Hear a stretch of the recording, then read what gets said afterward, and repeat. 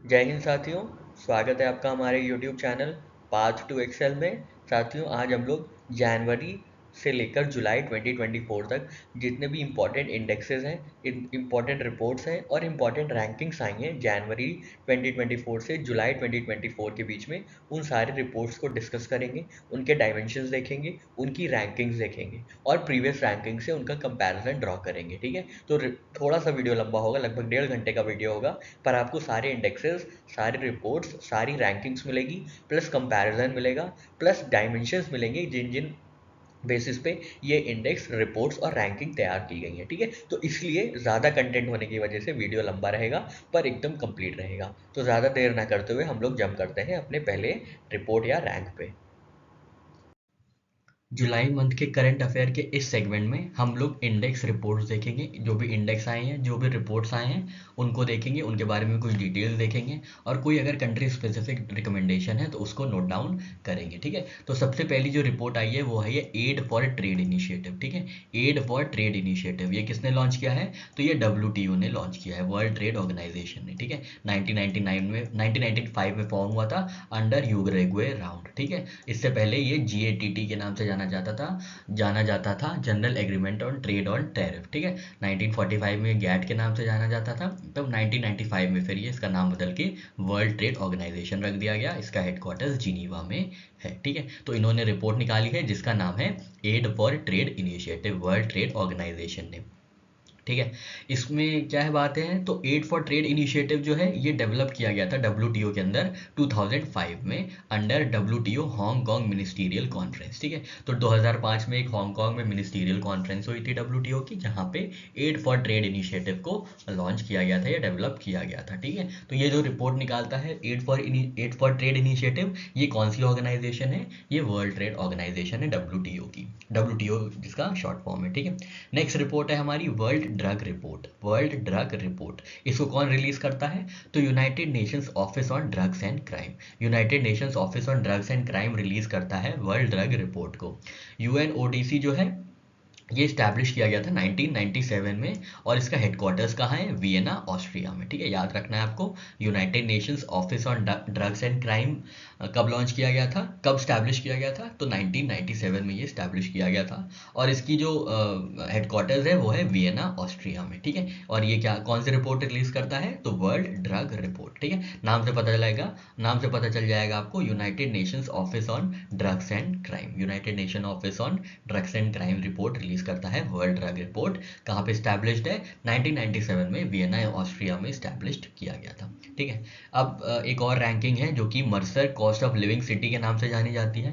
तो एक सिटी में रहने के लिए कितना पैसा चाहिए, कितना कम पैसा चाहिए, कितना ज़्यादा पैसा चाहिए, इस चीज़ को मेजर करती है Mercer cost of living city rankings. ठीक है, तो सबसे ज़्यादा एक्सपेंसिव सिटीज़ कौन कौन सी है देख लेते हैं। तो टॉप 3 में सबसे ज़्यादा एक्सपेंसिव सिटीज़ हैं। हांगकांग पहले नंबर पे है, सेकंड पे है सिंगापुर, थर्ड पे है ज्यूरिक। ठीक है, ज्यूरिक स्विट्जरलैंड में है। ठीक है, तो ये सबसे महंगी सिटीज़ है दुनिया की, जहाँ पे रहना बहुत ज़्यादा महंगा है, हाईली एक्सपेंसिव है। ठीक है, तो इसको याद रखिएगा। ये cost of living city rankings कौन निकालता है? Cost of living city rankings तो मर्सर निकालता है। मर्सर एक इंस्टीट्यूशन है, ऑर्गेनाइजेशन है। ठीक है, इनके अनुसार सबसे एक्सपेंसिव सिटीज़ कौन कौन सी हैं? तो हांगकांग है, फिर सेकंड नंबर पे सिंगापुर है, थर्ड नंबर पे ज्यूरिक है।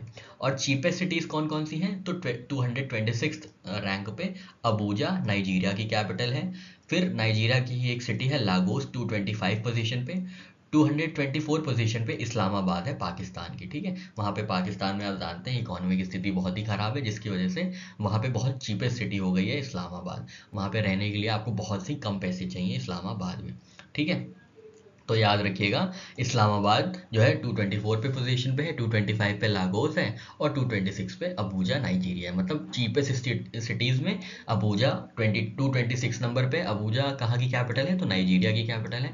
और मोस्ट एक्सपेंसिव सिटीज़ में कौन कौन है? फर्स्ट रैंक पे है हांगकांग, सेकेंड पे है सिंगापुर और थर्ड पे है ज्यूरिक। ठीक है, एक बार फिर से देख लेते हैं अपनी रिपोर्ट्स के बारे में।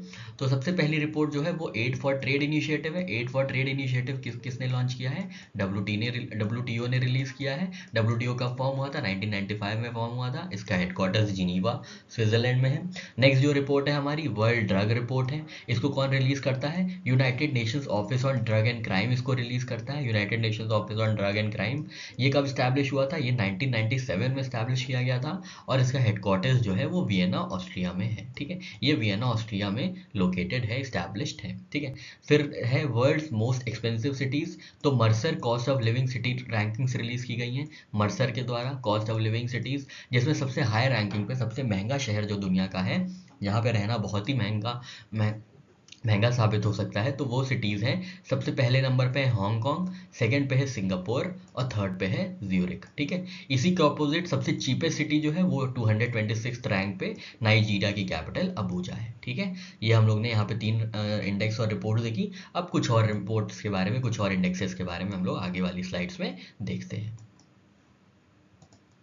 नेक्स्ट रिपोर्ट है हमारी, काफ़ी इंपॉर्टेंट रिपोर्ट है क्योंकि नीति आयोग ने रिलीज़ किया है। ठीक है, नीति आयोग ने एक रिपोर्ट रिलीज़ की है जिसका नाम है electronics empowering India's participation in global value chain. ठीक है, ग्लोबल वैल्यू चेन में इंडिया के इलेक्ट्रॉनिक्स क्या पार्टिसिपेशन रोल प्ले करेंगे, इस नाम से ये नीति आयोग ने रिपोर्ट रिलीज़ की है। क्या टाइटल है इसका? Electronics empowering India's participation in global value chain. इसके हिसाब से ये टारगेट रखा गया है कि जो इंडिया है वो इलेक्ट्रॉनिक मैन्युफैक्चरिंग में $500 बिलियन तक का टारगेट को रीच करना है बाय 2030। ठीक है, तो इंडिया को इलेक्ट्रॉनिक सेगमेंट में $500 बिलियन का प्रोडक्शन करना है बाय 2030। ये नीति आयोग की report electronics empowering India's participation in global value chain में ये बताया गया है, ये रिपोर्ट, ये टारगेट सेट किया गया है। ठीक है, नीति आयोग कब स्टैब्लिश हुआ था? तो 1 जनवरी 2015 को ये स्टैब्लिश किया गया था and which replace planning commission of India. ठीक है, तो नीति आयोग ने रिप्लेस किया था प्लानिंग कमीशन को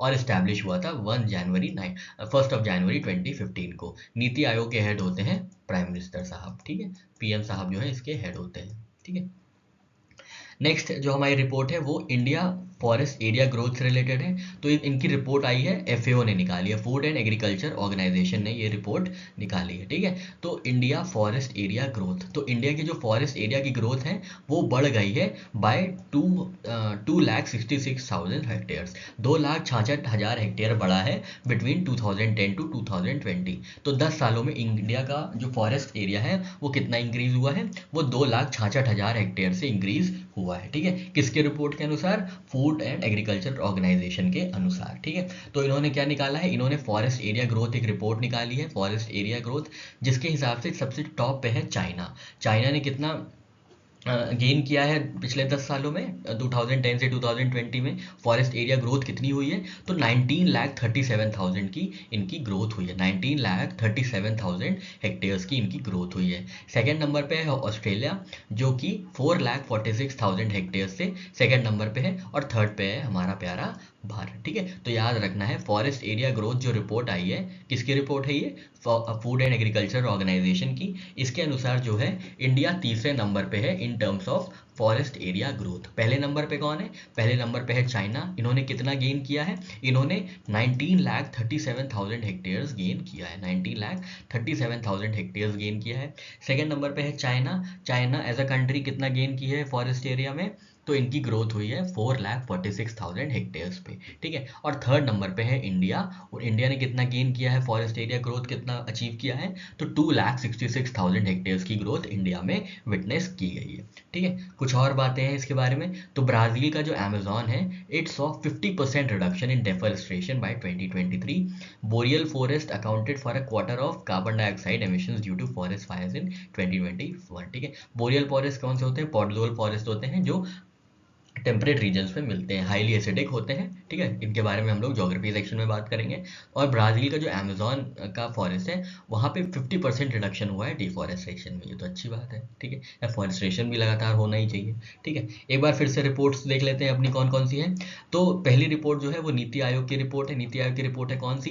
electronics empowering India's participation in global value chain. ठीक है, और इसके अनुसार क्या है? इसके अनुसार जो इंडिया की इलेक्ट्रॉनिक्स प्रोडक्शन है वो रीच कर जानी चाहिए बाय $500 बिलियन बाय 2030। ठीक है, तो ये इनकी टारगेट है। नीति आयोग के बारे में ये कहा जाता है, मतलब ये फैक्ट है कि नीति आयोग ने रिप्लेस किया है प्लानिंग कमीशन को। और कब स्टैब्लिश हुआ था नीति आयोग? 1 जनवरी 2015 में, ठीक है, 1 जनवरी 2015 में, ठीक है। नेक्स्ट जो रिपोर्ट है वो फॉरेस्ट एरिया ग्रोथ रिपोर्ट है।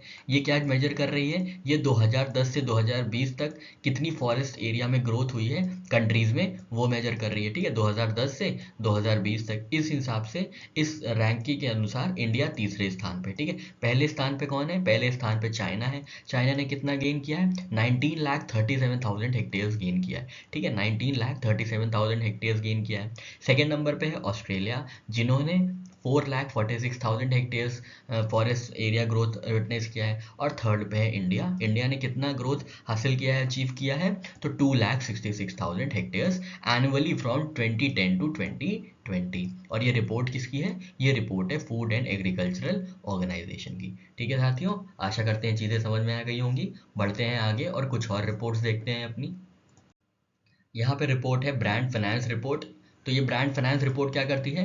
ये जो इंडिया के ब्रांड्स हैं, इंडिया की कॉर्पोरेट ब्रांड्स हैं, उनको रैंक करती है। तो top 5 Indian companies featured in brand finance 2024 आ रहे हैं। सबसे ऊपर पे है टाटा ग्रुप, सेकंड नंबर पे है इन्फोसिस, थर्ड पे है HDFC जो बैंक है, फोर्थ पे है LIC और फिफ्थ पे है रिलायंस ग्रुप, ठीक है। तो ये 5 कंपनीज हैं जो ब्रांड फाइनेंस की लिस्ट में फीचर किया है। टॉप 5 कंपनीज ये हैं, ठीक है। और लास्ट की 2 कंपनीज कौन सी हैं जो फीचर की हैं ब्रांड फाइनेंस इंडिया में? वो 99th पे BSNL है और 100th पे फार्मा इंडिया, ठीक है। आपको खैर इतना नहीं याद रखना है, आपको बस ये 5 याद रखना है, ठीक है। तो टाटा ग्रुप नंबर 1 पे है, सेकंड पे इन्फोसिस है, थर्ड पे HDFC ग्रुप है, फोर्थ पे LIC ग्रुप है और फिफ्थ पे रिलायंस ग्रुप है, ठीक है। तो ये ब्रांड फाइनेंस इंडिया की रिपोर्ट के अनुसार जो 5 टॉप इंडियन कंपनीज है वो टाटा है, इन्फोसिस है, HDFC है, LIC है और रिलायंस ग्रुप है, ठीक है। नेक्स्ट हमारा जो इंडेक्स है वो हेनले पासपोर्ट इंडेक्स है। इसको कौन रिलीज करता है? हेनले एंड पार्टनर्स, ठीक है। ये क्या पता लगाता है? ये पासपोर्ट का स्ट्रेंथ पता लगाता है, ठीक है। मतलब कितनी कंट्रीज में एक कंट्री कितनी स्ट्रांग है कि उसको पासपोर्ट्स की जरूरत ही नहीं, मतलब वहां पे क्या होता है, वहां पे वीजा एंट्री अलाउड है, बिना वीजा फ्री एंट्री अलाउड है, वीजा ऑन अराइवल है या वीजा फ्री एंट्री अलाउड है, ठीक है। तो इसके अनुसार सिंगापुर जो है वो सबसे ज्यादा हाईएस्ट पासपोर्ट इंडेक्स वाली कंट्री है, ठीक है। तो सिंगापुर के जो भी सिटीजन्स हैं वो बिना वीज़ा के या वीज़ा ऑन अराइवल के वीज़ा फ्री एंट्री कर सकते हैं ऑलमोस्ट 150 कंट्रीज में, ठीक है। ऑलमोस्ट 150 कंट्रीज में वो बिना वीज़ा के जा सकते हैं, ठीक है। सेकंड पे है फ्रांस, जर्मनी, इटली, जापान और स्पेन, ठीक है। तो काफ़ी कंट्रीज हैं। इंडिया की जो रैंकिंग है वो 82nd है, ठीक है। तो इंडिया का जो पासपोर्ट है this allows visa free entry to 58 countries, ठीक है। तो हमने आपको बताया था ना, लगभग सिंगापुर में 135 से 150 कंट्री तक इन सिंगापोरियंस जो है, सिंगापुर के सिटीजन्स हैं, वो वीज़ा फ्री एंट्री कर सकते हैं। और इंडिया के रिस्पेक्ट में देखा जाए तो सिर्फ 58 कंट्रीज में ही इंडिया वीज़ा फ्री एंट्री कर सकती है, ठीक है। तो ये पासपोर्ट की पासपोर्ट का स्ट्रेंथ दिखाता है, ठीक है। तो टॉप पे है सिंगापुर और 82nd नंबर पे है इंडिया, ठीक है। लास्ट पे है अफगानिस्तान। अफगानिस्तान अपनी कंट्री खुद में नहीं एक्सेप्ट किए जाते, तो बाहर ही क्या एक्सेप्ट किए जाएंगे, ठीक है। तो याद रखिएगा अफगानिस्तान जो है वो 103rd नंबर पे है, ठीक है। इंडिया की जो रैंक थी 23 में वो 84th थी, तो ये इंप्रूव हुई है, अब 82 पे आ गई है, 2 पोजीशंस इंप्रूव की गई है, अब 82nd रैंक है इंडिया की हेनले पासपोर्ट इंडेक्स में। टॉप पे कौन सी है? टॉप पे सिंगापुर है। सिंगापुर से रिलेटेड हम लोग ने और क्या देखा था? ये सेकेंड हाईएस्ट एक्सपेंसिव सिटी है दुनिया की, ठीक है। सेकेंड हाईएस्ट एक्सपेंसिव है सिटी है दुनिया की। और पहली कौन सी थी? तो पहली हमने देखा था हांगकांग है, ठीक है, हांगकांग है, ठीक है। चलिए आगे बढ़ते हैं। अब ब्लूमबर्ग बिलियनेयर इंडेक्स की बात कर लेते हैं। तो टॉप 3 बिलियनेयर्स जो ब्लूमबर्ग इंडेक्स में है वो कौन कौन से हैं? तो सबसे पहले इलॉन मस्क साहब हैं, सेकंड पे जेफ बीजोस साहब हैं और थर्ड पे बर्नार्ड अर्नोल्ड साहब है जो फ्रांस के हैं, ठीक है। ये दोनों यूएस के हैं और ये फ्रांस के हैं। हाँ, इंडिया में कौन टॉप 2 बिलियनेयर्स हैं? तो 11वें नंबर पे मुकेश अंबानी साहब है जो इंडिया पे टॉप पे हैं, पर ग्लोबली वो 11वें नंबर के बिलियनेयर इंसान हैं। और 14th पे गौतम अदानी है जो कि इंडिया लेवल पे तो सेकंड पे है, पर ग्लोबल लेवल पे वो 14th बिलियनियर है, ठीक है। तो टॉप 3 बिलियनियर कौन है? इलॉन मस्क साहब नंबर 1 पे है, नंबर 1 बिलियनियर है।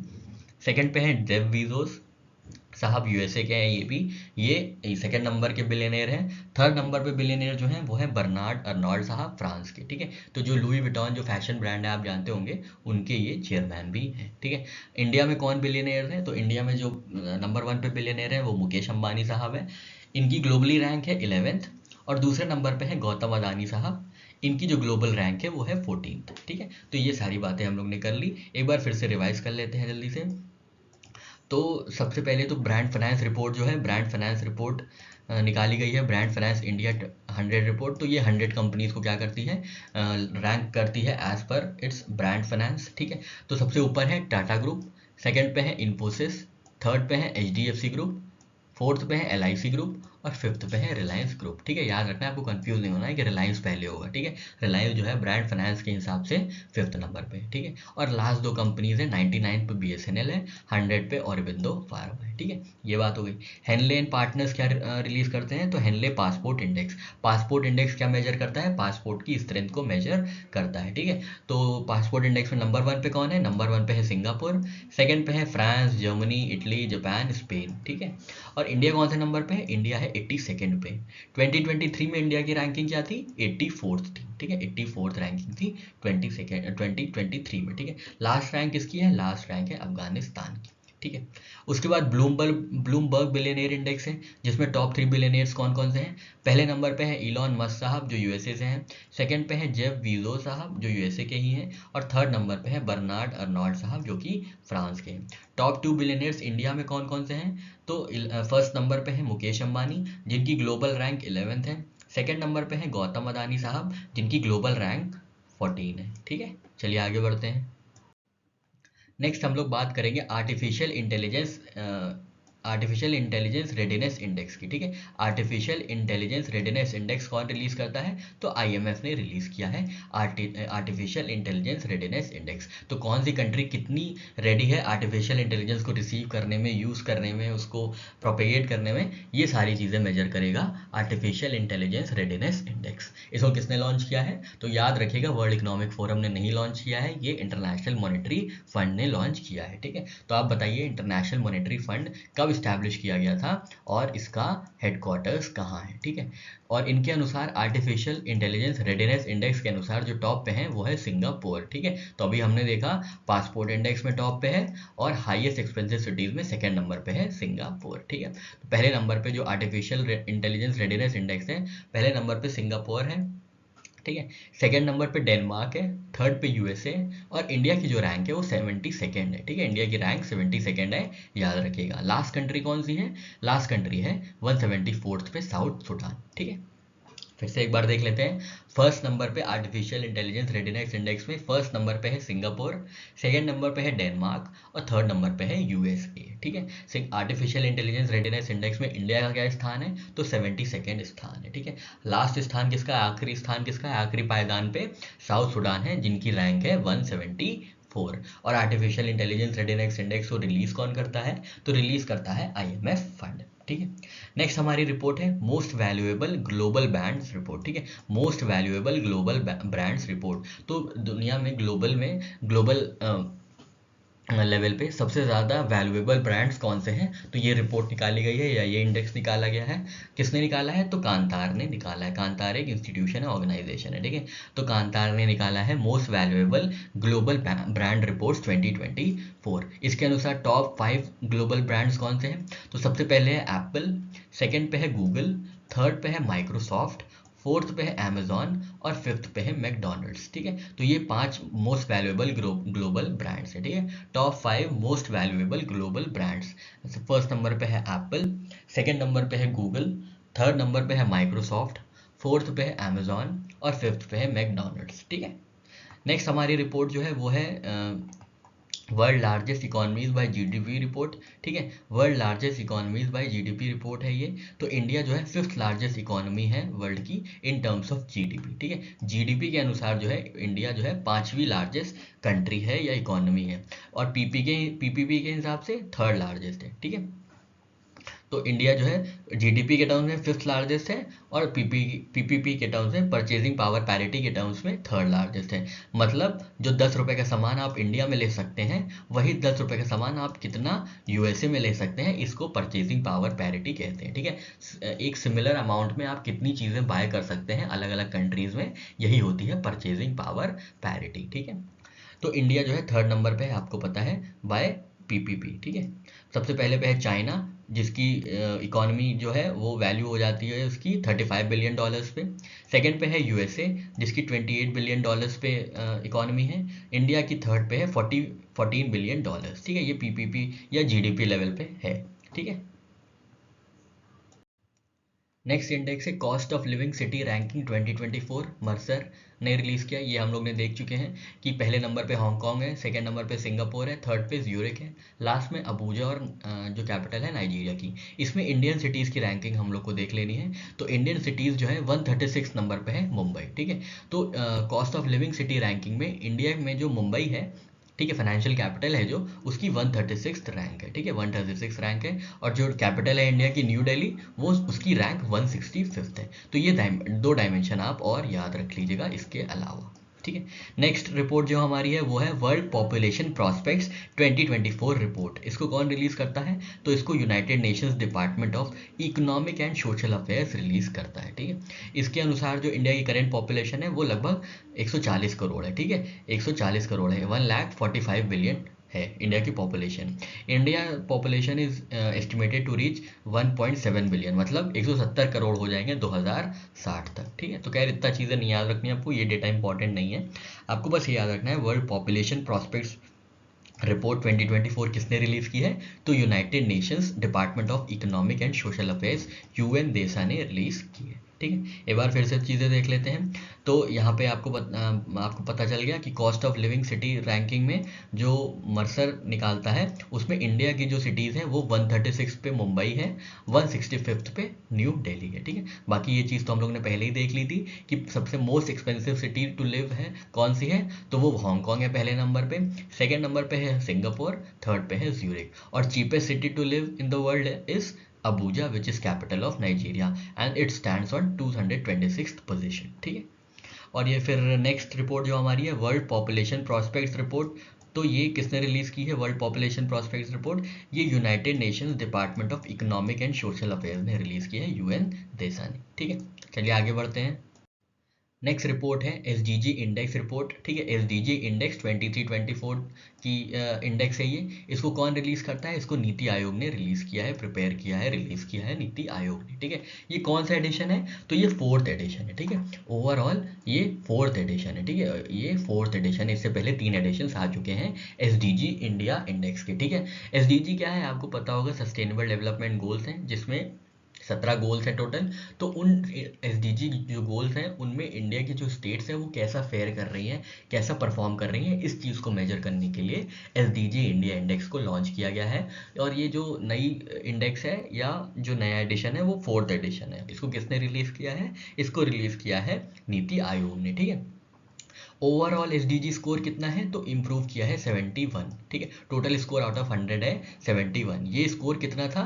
ये स्कोर 66 था 2021 में, ठीक है। ये स्कोर 2021 में 66 था, ठीक है। स्कोर रेंज फॉर स्टेट्स क्या है?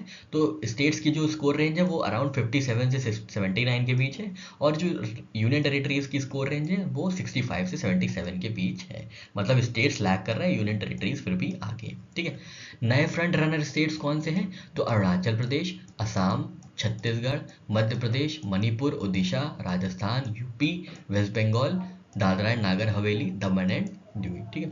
फास्टेस्ट इंप्रूविंग स्टेट्स कौन से बने हैं 2018 से 2023 के बीच? तो सबसे ज़्यादा फास्टेस्ट स्टेट जो है, फास्टेस्ट इंप्रूव किया है जिसने अपने एसडीजी स्कोर में, वो है उत्तर प्रदेश, ठीक है। फास्टेस्ट इंप्रूविंग स्टेट है उत्तर प्रदेश, उसके बाद है जम्मू कश्मीर, उसके बाद है उत्तराखंड, फिर सिक्किम, फिर हरियाणा, असम, त्रिपुरा, पंजाब, मध्य प्रदेश एंड ओडिशा, ठीक है। तो ये आपको इंपॉर्टेंट है, ये आपको एटलीस्ट शुरुआत की 3 तो याद रख लीजिएगा कि उत्तर प्रदेश जो है फास्टेस्ट इंप्रूविंग स्टेट है, ठीक है, which grew by 25%, 25 score between 2018 and 2023, ठीक है। उसके बाद है जम्मू कश्मीर जो कि 21 स्कोर से बढ़ गया है आगे, और उत्तराखंड जिन्होंने 19 स्कोर का अचीव किया है, ठीक है, 90 का स्कोर किया, ग्रो किया है, ठीक है। टॉप परफॉर्मिंग स्टेट्स में कौन सी हैं? केरला जिनका स्कोर है 79, ठीक है, और उत्तराखंड जिनका स्कोर है 79, ठीक है। तो दोनों ही टॉप परफॉर्मिंग स्टेट्स हैं with equal score of 79।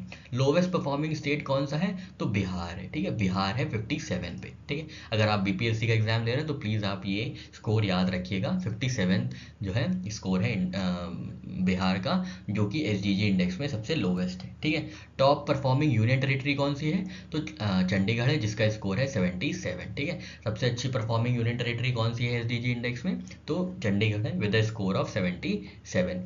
Lowest performing union territory कौन सी है, तो लद्दाख है, 65 स्कोर है जिसका, ठीक है। लोवेस्ट परफॉर्मिंग कौन सी है, 65 है, ठीक है। तो हमने यहाँ पे रेंज देखी थी ना, तो 65 पे कौन है, 65 पे लद्दाख है, 77 पे कौन है, चंडीगढ़ है, ठीक है। स्टेट्स एंड देयर स्कोर्स, तो आप पर्टिकुलर स्टेट से हैं, पर्टिकुलर स्टेट के पीसीएस का एग्जाम दे रहे हैं या किसी भी एग्जाम का पर्टिकुलर स्टेट का एग्जाम दे रहे हैं, तो आप अपने स्टेट का जो है स्कोर याद रखिए। उत्तराखंड 79 पे है, केरला 79 पे है, हरियाणा का जो स्कोर है वो 72 है, राजस्थान का 67 है, मध्य प्रदेश का भी 67 है, उत्तर प्रदेश का भी 67 है, और उत्तर प्रदेश फ्रंट रनर रहा है, ठीक है। बिहार 57 है, ठीक है। जम्मू कश्मीर का जो स्कोर है वो 74 है, ठीक है। तो यहाँ पे हम लोग ने सारी बातें कर ली, एक बार फिर से रिवाइज कर लेते हैं जो जो इंपॉर्टेंट पॉइंट्स हैं, ठीक है।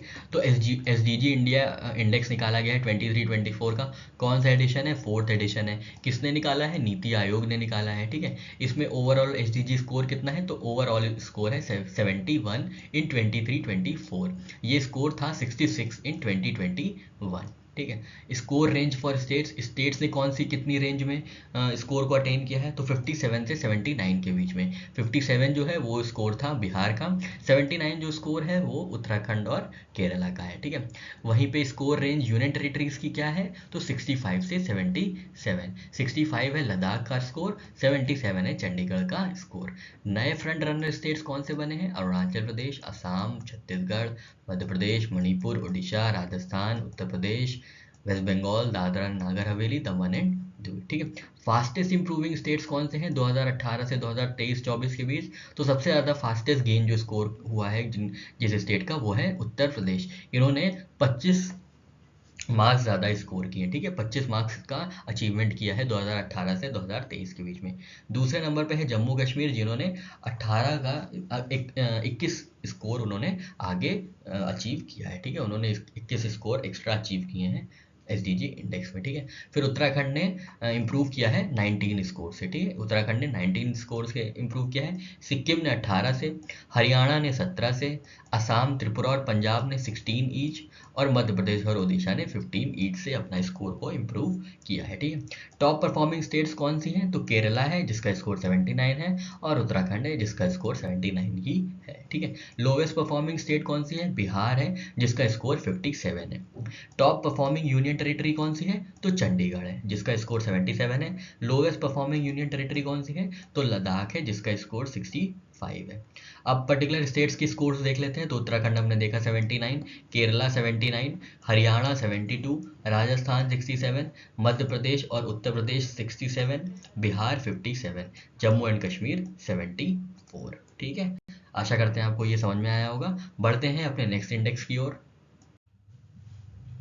तो पहली रिपोर्ट जो है हमारी वो है क्रोल की सेलिब्रिटी ब्रांड वैल्यूएशन रिपोर्ट, ठीक है। ये क्रोल की क्रोल, ठीक है, ट्रोल नहीं, क्रोल, ठीक है। Kroll celebrity brand valuation report आई है। तो ये क्या करेगी, ये जितनी भी सेलिब्रिटीज़ हैं जिनके ब्रांड्स हैं, जो अपने आप में एक ब्रांड्स है, पर्सनल ब्रांड्स हैं, उनका वैल्यूएशन करेगी, ठीक है। तो इस वैल्यूएशन में ये पाया गया है कि जो विराट कोहली हैं, जो हमारे क्रिकेटर हैं, इंडियन क्रिकेटर हैं, वो इस वैल्यूएशन रिपोर्ट में नंबर 1 पे है, सेकंड पे है रणवीर सिंह, और थर्ड पे है शाहरुख खान, ठीक है। तो आपको सिर्फ ये याद रखना है कि सेलिब्रिटी ब्रांड वैल्यूएशन रिपोर्ट जो कि क्रोल द्वारा निकाली गई है, इसमें नंबर 1 पे है विराट कोहली, नंबर 2 पे है रणवीर सिंह, और नंबर 3 पे है शाहरुख खान, ठीक है। नेक्स्ट हमारी रिपोर्ट बहुत ज़्यादा इंपॉर्टेंट है, क्योंकि वर्ल्ड बैंक जो कि एक इंटरनेशनल ऑर्गेनाइजेशन है वो रिलीज करती है। तो कंटेनर पोर्ट परफॉर्मेंस इंडेक्स है, ठीक है। कंटेनर पोर्ट परफॉर्मेंस जो हमारे बंदरगाह होते हैं जहाँ पे कंटेनर लगते हैं, जहाँ पे बड़े बड़े कंटेनर शिप्स होते हैं जो कि मतलब एक तरीके से लॉजिस्टिक्स का काम करते हैं, उनके लिए ये रिपोर्ट निकाली गई है। ठीक है, तो ये कंटेनर पर पोर्ट परफॉर्मेंस इंडेक्स 2023 निकाली गई है। इसमें जो सबसे पहले नंबर पे है वो है यांगचान पोर्ट। ठीक है, यांगचान पोर्ट कहाँ का है? चाइना का है।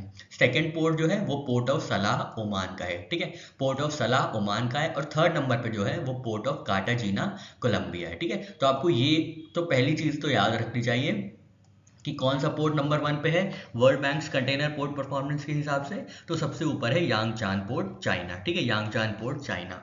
अब यहाँ पे इंडियन कॉन्टेक्स्ट की बात कर लेते हैं। तो इंडियन पोर्ट में जो 19th नंबर पे है, ठीक है, जो मतलब टॉप 20 में 19th नंबर पे है, वो है Visakhapatnam port Andhra Pradesh. 27th number पे है मुंड्रा पोर्ट गुजरात। और 41st रैंक पे है पीपावाव पोर्ट गुजरात। ठीक है, तो आपको बस ये याद रखना है कि 19th नंबर पे विशाखापट्टनम पोर्ट है। ठीक है, विशाखापट्टनम पोर्ट जो आंध्र प्रदेश में है वो 19th नंबर पे है world banks container port performance index 2023 के। पहले पे कौन है?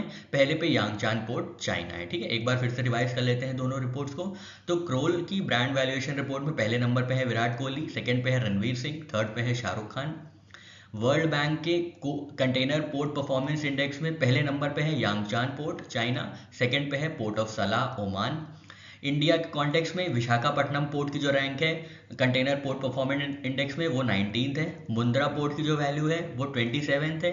और जो पीपावाव की पोर्ट है गुजरात में वो 41st रैंक पे है। ठीक है, चलिए आगे बढ़ते हैं। नेक्स्ट इंपॉर्टेंट रिपोर्ट है ग्लोबल जेंडर गैप इंडेक्स। ठीक है, ग्लोबल जेंडर गैप इंडेक्स कौन रिलीज करता है? तो वर्ल्ड इकोनॉमिक फोरम रिलीज करता है, याद रखिएगा। ठीक है, वर्ल्ड इकोनॉमिक फोरम क्या रिलीज करता है? Global gender gap index report. इस रिपोर्ट में जो पहले नंबर पे है वो है आइसलैंड। ठीक है, पहले नंबर पे है आइसलैंड, सेकेंड नंबर पे है फिनलैंड, थर्ड नंबर पे है नॉर्वे, और 129 नंबर पे बहुत ही निराशाजनक स्थिति में है इंडिया। भारत हमारा बहुत ही निराशाजनक स्थिति में 129वें पायदान पे है। किसके? ग्लोबल जेंडर गैप इंडेक्स के। ठीक है, ग्लोबल जेंडर गैप इंडेक्स के सब इंडेक्स क्या है, मतलब पैरामीटर्स क्या क्या होते हैं जिन पे आंका जाता है किसी भी कंट्री को? तो है economic participation and opportunity, educational attainment, health and survivor, और पॉलिटिकल एम्पावरमेंट। ठीक है, तो इसको याद रखिएगा पी। ठीक है, PEHH पी। ठीक है, ऐसे भी याद कर सकते हैं, पी ही कैसे भी याद कर सकते हैं, आप हल्का सा याद रखिएगा। ठीक है, तो सब इंडेक्स ये सारे हैं। अब यहाँ पे ये साउथ एशियन की रिपोर्ट है। ठीक है, ये साउथ एशियन रैंकिंग्स है। ठीक है, साउथ एशिया की रैंकिंग है। कई कई बार साउथ एशियन रैंकिंग से कंपैरिजन भी पूछ लेता है। ठीक है, तो सबसे ऊपर है बांग्लादेश, जो जिसकी ग्लोबल रैंक है 99th। ठीक है, मतलब साउथ एशिया में इसकी रैंक 1 है। ठीक है, साउथ एशिया में जो 7 कंट्रीज हैं उनकी रैंक में ये 1 है। ठीक है, उनके में बांग्लादेश जो है नंबर 1 है, क्योंकि ग्लोबल रैंक जो है बांग्लादेश की वो 99th है। नेपाल है 117th रैंक पे, श्रीलंका है 122 पे, भूटान है 124 पे, इंडिया है 129 पे, मालदीव्स है 132 पे, और पाकिस्तान है 135 पे। ठीक है, तो बांग्लादेश साउथ एशिया में सबसे आगे चल रहा है ग्लोबल जेंडर गैप इंडेक्स में। इसकी ग्लोबल रैंक जो है 99th है। ठीक है, पहले नंबर पे कौन है? पहले नंबर पे आइसलैंड है। सब इंडेक्सेस क्या हैं? Economic participation and opportunity, educational attainment, health and survival, and political empowerment. कौन रिलीज करता है? तो वर्ल्ड इकोनॉमिक फोरम। ठीक है, चलिए आगे बढ़ते हैं। नेक्स्ट जो हम लोग देखेंगे वो है इन्वायरमेंटल परफॉर्मेंस इंडेक्स 2024। ठीक है, इन्वायरमेंटल परफॉर्मेंस इंडेक्स किसी भी कंट्री ने इन्वायरमेंट के इकोलॉजिकल पैरामीटर्स पे कैसा परफॉर्म किया है उसको मेजर करती है ये इन्वायरमेंट परफॉर्मेंस इंडेक्स। ठीक है, ये बाईनियल इंडेक्स है। ठीक है, बाईनियल इंडेक्स मतलब हर 6 महीने पे आता है। ठीक है, कौन रिलीज करता है? याद रखेगा, Yale centre for environmental law and policy, centre for international earth science information, network earth institute, Columbia university with support from McGill foundation. ठीक है, तो खैर आपको इतना नहीं याद रखना है, आपको बस याद रखना है real centre of environment law and policy इसको रिलीज करता है एनवायरमेंट परफॉर्मेंस इंडेक्स को। ठीक है, पहली बार ये इंडेक्स 2002 में पब्लिश किया गया था। कभी कभी ये पूछ लेते हैं, जैसे यूपी पीसीएस के एग्जाम में पूछ लिया था कि कोई एक रिपोर्ट थी वो सबसे पहली बार कब रिलीज हुई थी। ठीक है, तो इसके लिए ये भी ध्यान रखना है कि ये रिपोर्ट पहली बार कब रिलीज हुई थी। ठीक है, तो ये इस बार की जो रिपोर्ट है इन्वायरमेंट परफॉर्मेंस इंडेक्स की, वो मेजर करती है 10 साल डिकेडल चेंज मेजर करती है कि 10 साल में कंट्री ने कितना चेंज किया है अपने आप को इकोलॉजिकल कॉन्शियस होकर इकोलॉजिकल पॉलिसीज बनाने में, इकोलॉजिकल वर्सेस डेवलपमेंट के डिबेट में इकोलॉजी की तरफ कितना टिल्ट हुई है कोई कंट्री इन 10 सालों में, इकोलॉजी को लेके, इन्वायरमेंट को लेके क्या क्या अच्छे अच्छे प्रोविजंस किए गए हैं, ये मेजर करती है। ठीक है, तो पहले नंबर पे है एस्टोनिया, याद रखिएगा बहुत ज़रूरी है। ठीक है, एस्टोनिया जो है ये पहले नंबर पे है, सेकंड नंबर पे है लग्जमबर्ग, ठीक है, और थर्ड नंबर पे है जर्मनी। ठीक है, तो पहले दो तो हमेशा ही याद रखने हैं आपको, चाहे जो हो जाए। ठीक है, तो इन्वायरमेंट परफॉर्मेंस इंडेक्स, ई से इन्वायरमेंट है और ई से ही एस्टोनिया है, तो आप ऐसे याद रख सकते हैं। ठीक है, इंडिया की बेहद निराशाजनक स्थिति, इसमें इस इंडेक्स में भी इंडिया 167 स्थान पे। ठीक है, तो टॉप मतलब बॉटम 5 में है इंडिया पे। बॉटम 5 में बॉटम कौन से पे है? बॉटम पे है वियतनाम, 179 पे है पाकिस्तान, 178 पे है लाओस और 177 पे है म्यांमार। म्यांमार के जस्ट ऊपर है इंडिया, मतलब बॉटम 5 में है इंडिया। ठीक है, इंडिया बॉटम 5 में लाए कर रही है विद स्कोर ऑफ 27.6। ठीक है, तो आप याद रखिएगा इन्वायरमेंट परफॉर्मेंस इंडेक्स 2024 कौन रिलीज करता है? तो रिलीज करती है ये Yale centre for environmental law and policy. ठीक है, Yale centre for environmental law and policy पहली बार कब पब्लिश हुई थी? 2002 में। पहली 3 कंट्रीज कौन है? Estonia, Luxembourg, Germany. इंडिया की रैंक क्या है? 176। ठीक है, चलिए आगे बढ़ते हैं। अब यहाँ पे कुछ ब्रांड्स की रिपोर्ट दी गई है, तो देख लेते हैं। तो सबसे पहली जो रिपोर्ट आई है वो कांतार ब्रांड्स की रिपोर्ट है। ठीक है, कांतार ब्रांड्स की रिपोर्ट है, कांतार ब्रांड्स की मोस्ट वैल्यूएबल ग्लोबल ब्रांड्स है। ठीक है, मोस्ट वैल्यूएबल ग्लोबल ब्रांड्स में कौन कौन से हैं? तो पहले नंबर पे एप्पल है, सेकंड पे गूगल है, थर्ड पे माइक्रोसॉफ्ट है, फोर्थ पे अमेजॉन है, फिफ्थ पे मैकडोनल्ड्स है। ठीक है, हो सकता है आपने किसी एग्जाम में पूछ लिया जाए कि रैंकिंग के इस पे लगाएं कि पहले नंबर पे कौन है, सेकंड पे कौन है, थर्ड पे कौन है, फोर्थ पे कौन है, फिफ्थ पे कौन है।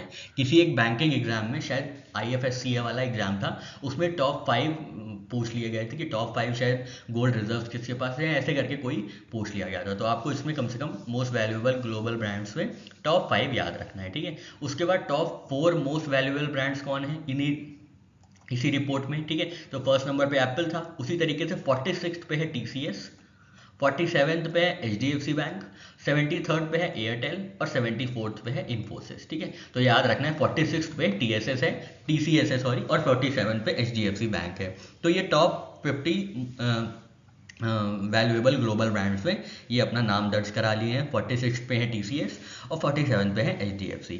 ये कौन सा ब्रांड, ये कौन सी इंस्टीट्यूशन ने निकाला है? तो कांतार ब्रांड्स की ये रैंकिंग है। ठीक है, कांतार ब्रांड्स की ये रैंकिंग है।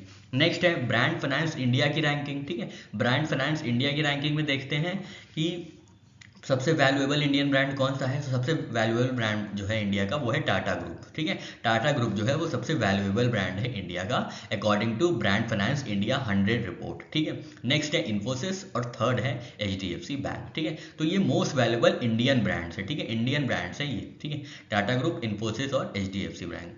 और स्ट्रॉन्गेस्ट इंडियन ब्रांड्स कौन से? ये मोस्ट वैल्यूएबल है और ये स्ट्रॉन्गेस्ट है। ठीक है, स्ट्रॉन्गेस्ट में सबसे जो इंडियन ब्रांड सबसे आगे है वो है ताज, सेकंड नंबर पे है अमूल और थर्ड नंबर पे है LIC। ठीक है, तो आपको यहाँ पे ये सारी चीज़ें याद रखनी है। ठीक है, याद रखनी है। ठीक है, एक बार फिर से देख लेते हैं। तो सबसे पहले हम लोग ने क्या रैंकिंग देखी है? तो कांतार ब्रांड्स की रैंकिंग देखी है। ठीक है, इसमें टॉप 5 ग्लोबल कंपनीज कौन कौन सी हैं? Valuable companies, valuable global brands. Apple है पहले नंबर पे, सेकेंड पे है गूगल, थर्ड पे है माइक्रोसॉफ्ट, फोर्थ पे है अमेजॉन, फिफ्थ पे है मैकडोनल्ड्स। ठीक है, 4 वैल्यूएबल ब्रांड्स कौन से हैं इसी में कांतार ब्रांड्स में? तो 46 रैंक पे है TCS, 47 पे है HDFC, 73 पे है एयरटेल और 74 पे है इन्फोसिस। ठीक है, यहाँ पे हम देखेंगे कि जो इंडिया के ब्रांड्स हैं वो कैसा परफॉर्म कर रहे हैं ब्रांड फाइनेंस रिपोर्ट के अंदर। ठीक है, तो इसमें क्या है? मोस्ट वैल्यूएबल ब्रांड्स हैं और स्ट्रॉन्गेस्ट इंडियन ब्रांड्स हैं। वैल्यूएबल ब्रांड्स में सबसे ऊपर है टाटा ग्रुप, फिर सेकंड नंबर पे है इन्फोसिस, थर्ड पे है HDFC group. Strongest Indian brands में पहले नंबर पे है ताज, सेकंड नंबर पे है अमूल और थर्ड नंबर पे है LIC। ठीक है, चलिए आगे बढ़ते हैं। नेक्स्ट हम लोग देखेंगे ग्लोबल पीस इंडेक्स। ठीक है, ग्लोबल पीस इंडेक्स को कौन रिलीज करता है?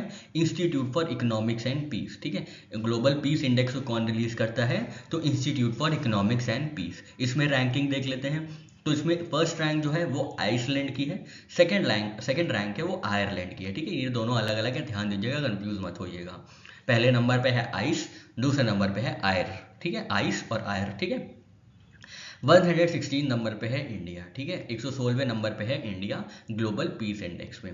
नेक्स्ट इंडेक्स है हमारा सस्टेनेबल डेवलपमेंट रिपोर्ट, जो कि रिलीज किया जाता है United Nations sustainable development solutions network द्वारा, ठीक है। 9th एडिशन इसका रिलीज किया गया है, एडिशंस पे भी ध्यान देना है, ठीक है। 9th एडिशन इसका रिलीज किया गया है सस्टेनेबल डेवलपमेंट रिपोर्ट का, ठीक है। कौन रिलीज किया है? United Nations sustainable development solutions network. इसमें इंडिया की पोजीशन क्या है? इंडिया 109 नंबर पे है।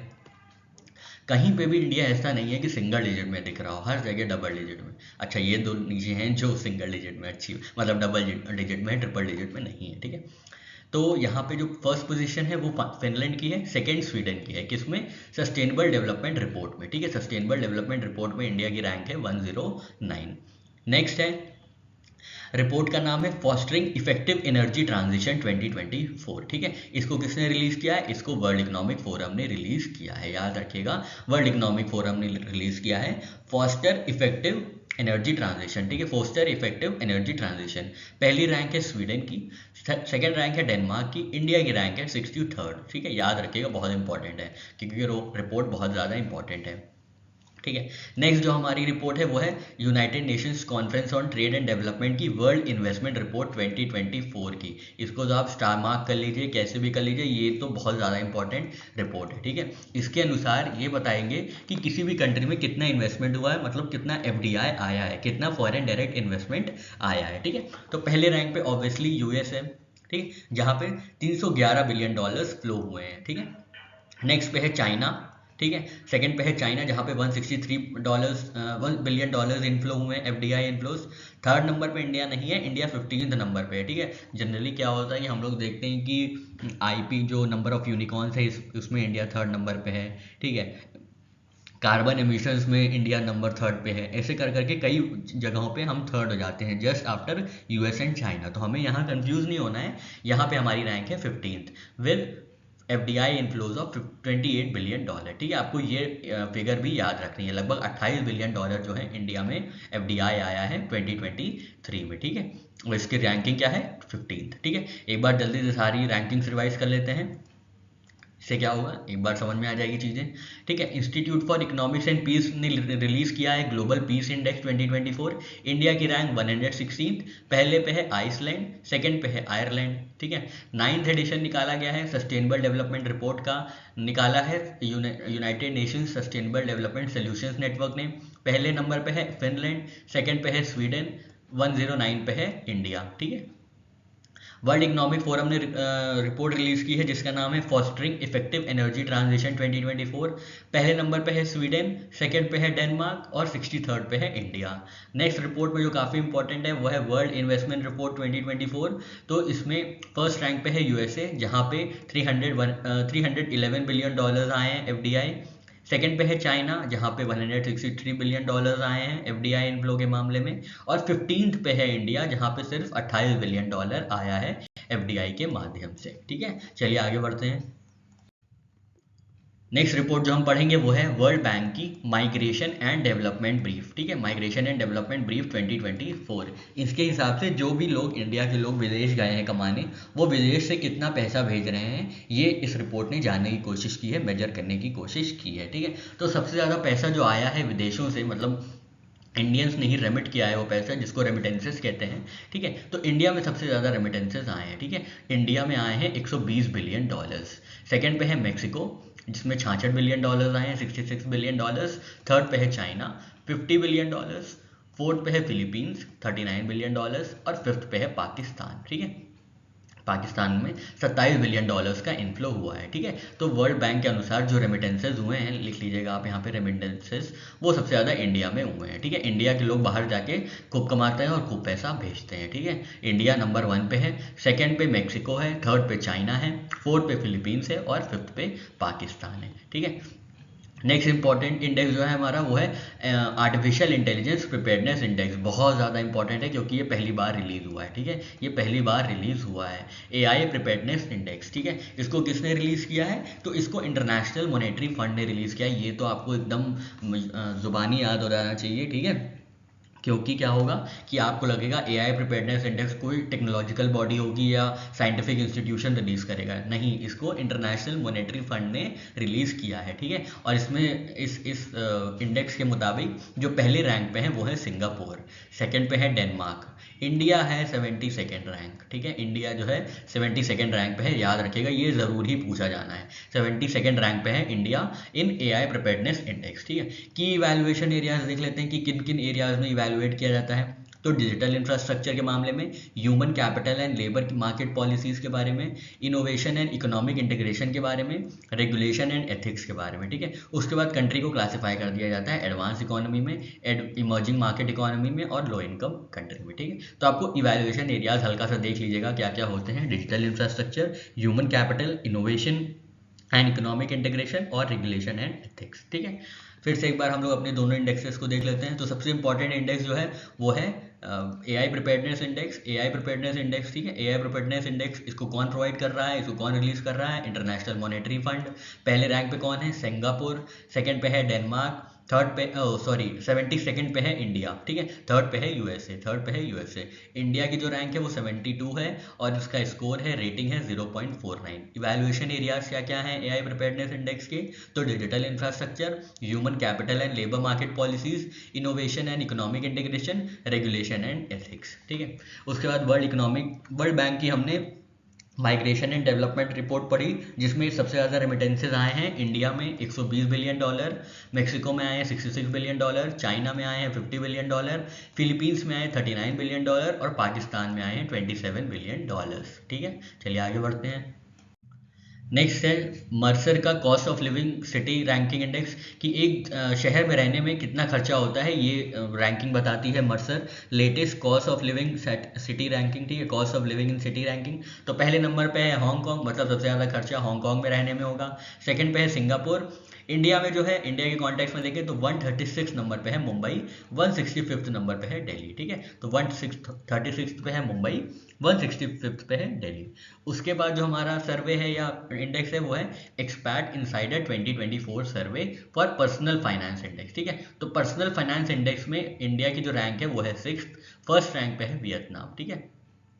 एक्सपैट इनसाइडर 2024 का सर्वे है जिसमें पर्सनल फाइनेंस इंडेक्स कैटेगरी में इंडिया का स्थान पहला है, इंडिया का स्थान है छठा, याद रखिएगा 6, और जो फर्स्ट पे है वो है वियतनाम, ठीक है। एक बार फिर से देख लेते हैं।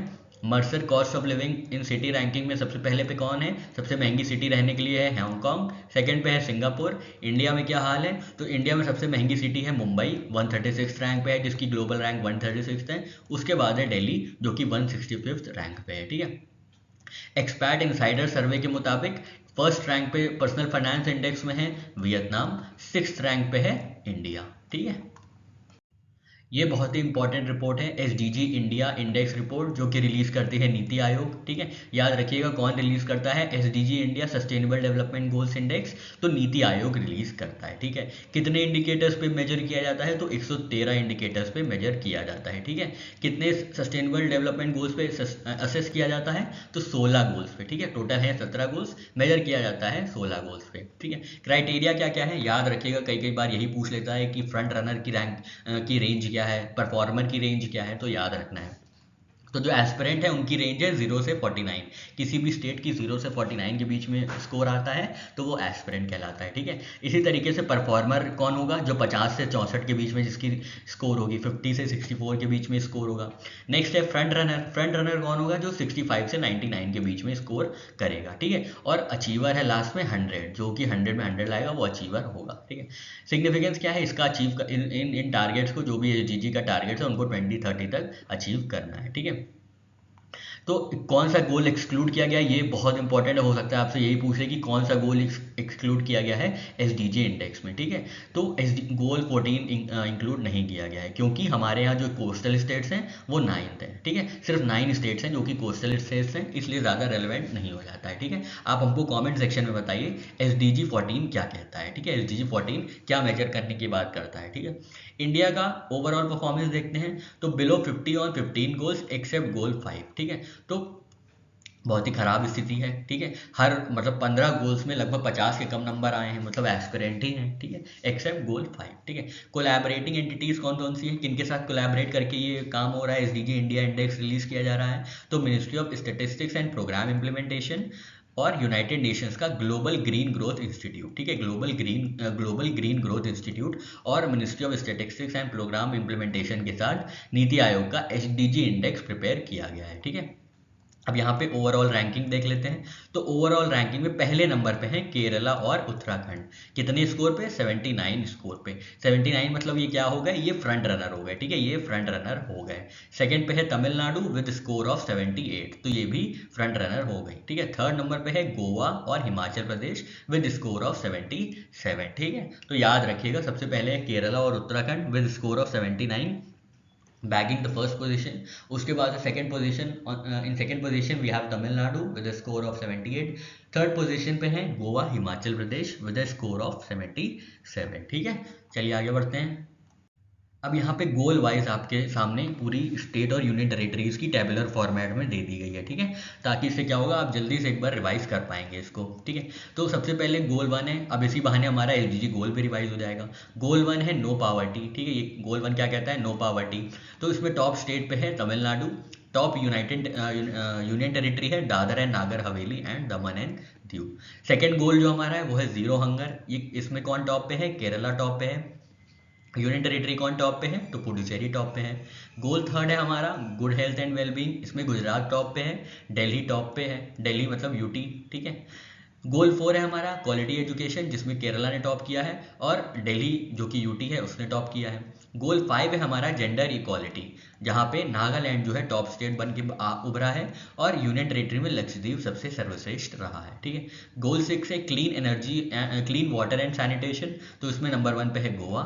यूनियन टेरिटरी में नंबर 1 पे है अंडमान एंड निकोबार आइलैंड्स, ठीक है। अफोर्डेबल और क्लीन एनर्जी में आंध्र प्रदेश टॉप पे है, यूनियन टेरिटरी में अंडमान और निकोबार आइलैंड्स टॉप पे है, ठीक है। गोल 8 है हमारा decent work and economic growth, इसमें हिमाचल प्रदेश टॉप पे है और Ladakh as a union territory top पे है, ठीक है। गोल 9 है हमारा इंडस्ट्री इनोवेशन एंड इंफ्रास्ट्रक्चर, यहाँ पे गोवा टॉप पे है, टॉप यूटी जो है वो है पुडुचेरी। रिड्यूस इनइक्वालिटी में सेम रैंकिंग, गोवा टॉप पे और यूनियन टेरिटरी पुडुचेरी टॉप पे।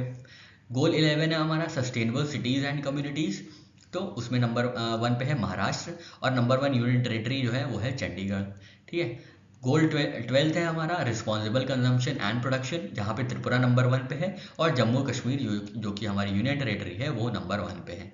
गोल 13 में है क्लाइमेट एक्शन, जिसमें सिक्किम नंबर 1 पे है, सेकंड पे है तमिलनाडु और चंडीगढ़ क्लाइमेट एक्शन में टॉप यूटी बन के उभरा है, ठीक है। गोल 14 है, देखिए वेस्ट बंगाल से, वेस्ट बंगाल को ही इंक्लूड किया गया है इसमें, यूटी कोई है ही नहीं जो कोस्टल एरिया में हो, ठीक है। गोल 15 है लाइफ ऑन लैंड, ठीक है, गोल 15 है लाइफ ऑन लैंड, तो ये है, इसमें झारखंड और त्रिपुरा सबसे आगे हैं, टॉप स्टेट हैं और टॉप यूनियन टेरिटरी में Dadar and Nagar Haveli and Daman and Diu है, ठीक है। नेक्स्ट है लास्ट गोल हमारा गोल 16 piece justice and strong institutions में गुजरात नंबर 1 पे है और लद्दाख जो है टॉप यूनियन टेरिटरी निकली है, ठीक है। तो ये पूरी एक बार टेबल देख लीजिएगा, सारे एसडीजीज आपको याद हो जाएंगे, साथ ही साथ आप थोड़ा सा कोशिश करिएगा कि स्टेट और यूटी को भी याद किया जा सके, ठीक है। चलिए आगे बढ़ते हैं। नेक्स्ट जो हमारी रिपोर्ट है वो वर्ल्ड पॉपुलेशन प्रॉस्पेक्ट्स 2024 है। इसको कौन रिलीज करता है, इसको रिलीज करता है population division of United Nations department of economic and social affairs, UN देसा, ठीक है। तो वर्ल्ड पॉपुलेशन प्रॉस्पेक्ट्स को वर्ल्ड पॉपुलेशन प्रॉस्पेक्ट्स 2024 को रिलीज किया है यूएन देसा ने, ठीक है। इसमें रैंक 1 पे है इंडिया, सबसे ज़्यादा जो लोग हैं इंडिया में है, 1451 मिलियन लोग हैं, ठीक है। सेकेंड पे है चाइना, 1419 मिलियंस लोग हैं।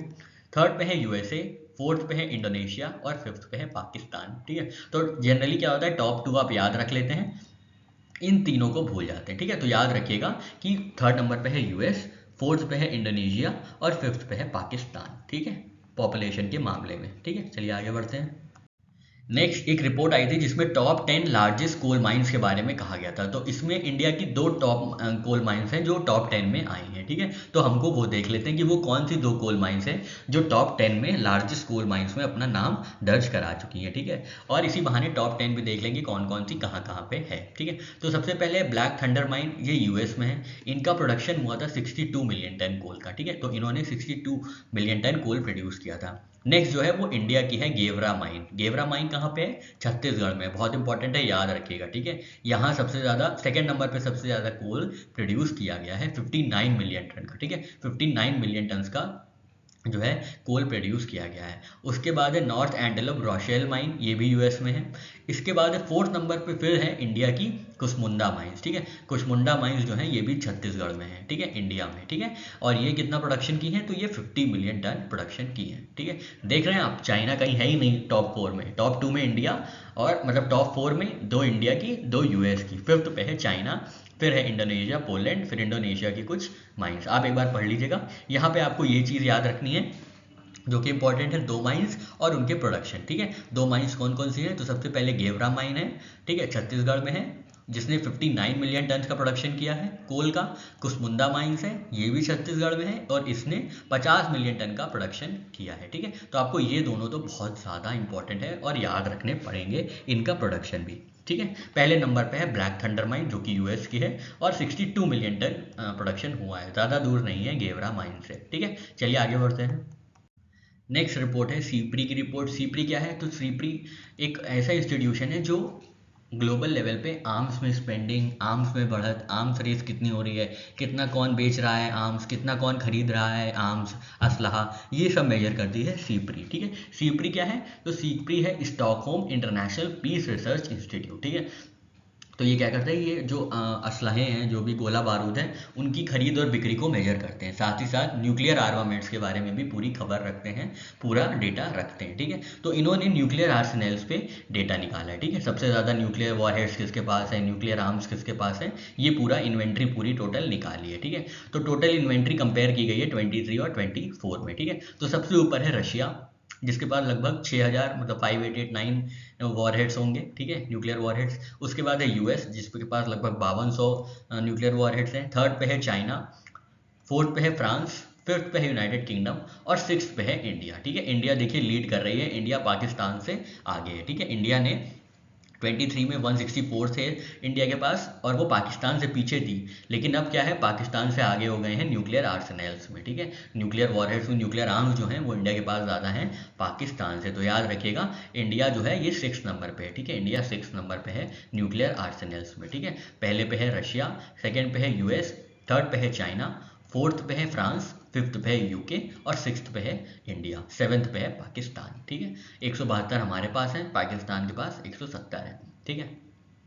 नेक्स्ट एक सीप्री की एक और रिपोर्ट है जो कि देखती है वर्ल्ड मिलिट्री एक्सपेंडिचर 2023, जिसने असेस किया है दुनिया में कितना जो एक्सपेंडिचर है वो गोला बारूद बनाने में हो रहा है, ये बताया गया है, ठीक है।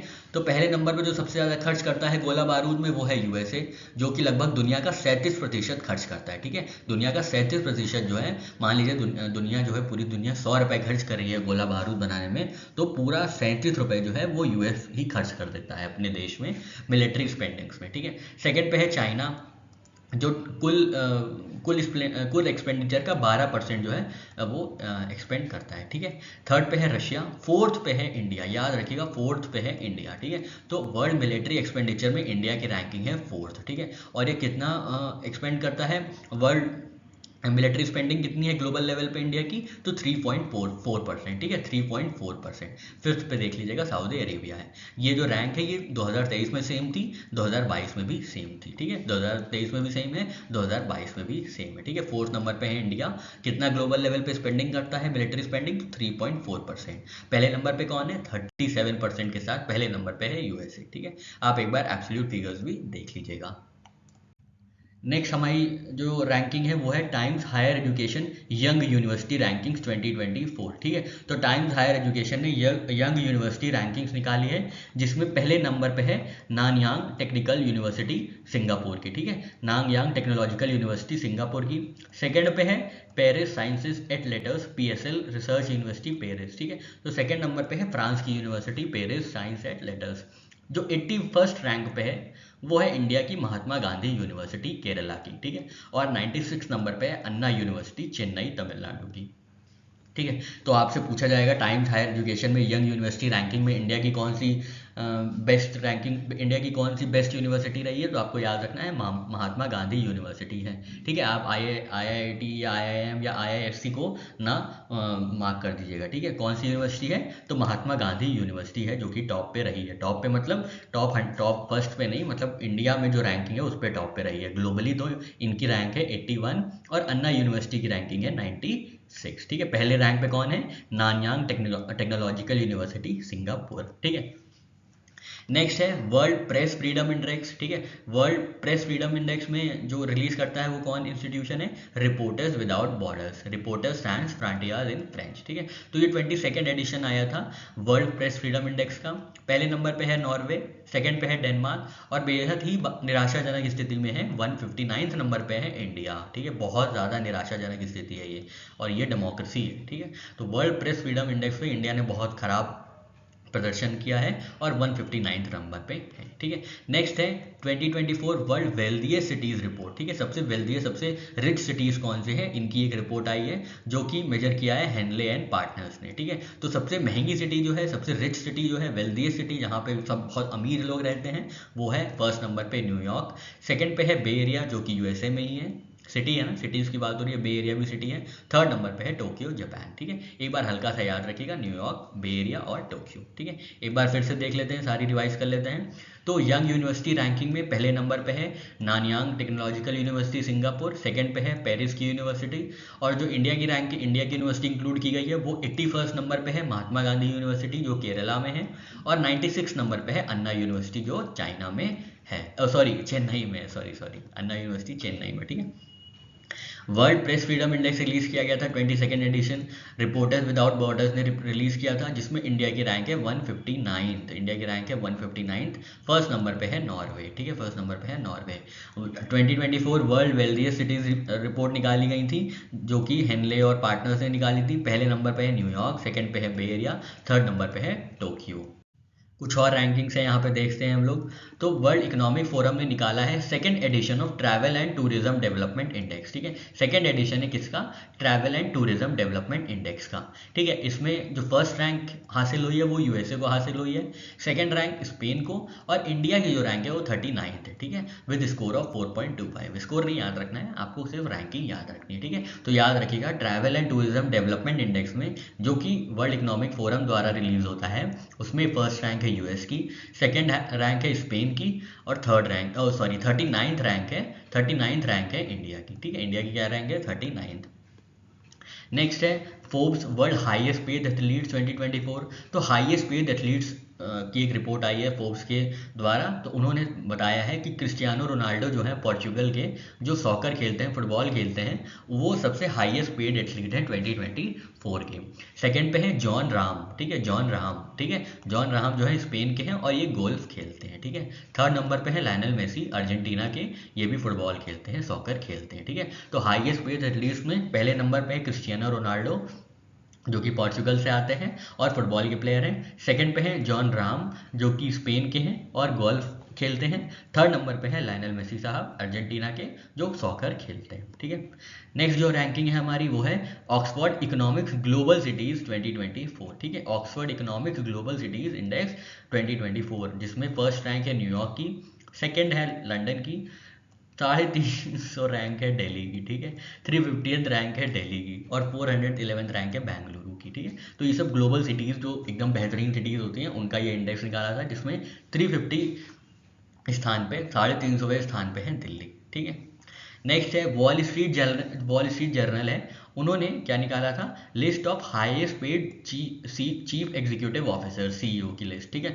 तो सबसे ज़्यादा वेतन पाने वाले CEOs की लिस्ट निकाली गई थी, चीफ एग्जीक्यूटिव ऑफिसर्स की लिस्ट निकाली गई थी वॉल स्ट्रीट जर्नल द्वारा, जिसमें जो पहले स्थान पे हैं वो हैं हॉक ई टैन। ठीक है, हॉक ई टैन जो कि Broadcom.inc के CEO हैं। ठीक है, इसमें इंपॉर्टेंट बात क्या रखनी है, सेकेंड जो है वो इंडिया के हैं निकेश अरोड़ा। ठीक है, जो कि पालो ऑल्टो नेटवर्क्स के हैं, और इनकी पे पैकेज कितनी है, $100 मिलियन, 151 मिलियन डॉलर्स। ठीक है, $151 मिलियन। ठीक है, तो आपको याद रखना है हाईएस्ट पेड CEOs की लिस्ट में जो है निकेश अरोड़ा जो इंडिया के हैं वो सेकंड स्थान पे हैं, सेकंड रैंकिंग पे हैं, पहले पे हॉकी टैन है। ठीक है, एक बार फिर से सारी रैंकिंग्स देख लेते हैं जल्दी से। वर्ल्ड इकोनॉमिक फोरम ने क्या रिलीज किया है? Trade and tourism development index. पहले पे है यूएसए, 39th पे है इंडिया, इंडिया 39th पे है। फोर्ब्स की हाईएस्ट पेड एथलीट्स 2024 की लिस्ट में पहले पे है क्रिस्टियानो रोनाल्डो जो पोर्चुगल से आते हैं और फुटबॉल खेलते हैं। सेकंड पे है जॉन राहम जो कि स्पेन से हैं, गोल्फ खेलते हैं। और थर्ड पे है लायनल मेसी, अर्जेंटीना से हैं और सॉकर खेलते हैं। ऑक्सफोर्ड ने एक लिस्ट निकाली थी, Oxford economics global cities index, जिसमें पहले स्थान पे है न्यूयॉर्क सिटी, सेकंड पे है लंदन और 350th रैंक पे है दिल्ली। ठीक है, नेक्स्ट जो रैंकिंग देख रहे थे हम लोग वो हाईएस्ट पेड सीईओज की थी। इसको किसने रिलीज किया है? इसको रिलीज किया है वॉल स्ट्रीट जर्नल ने।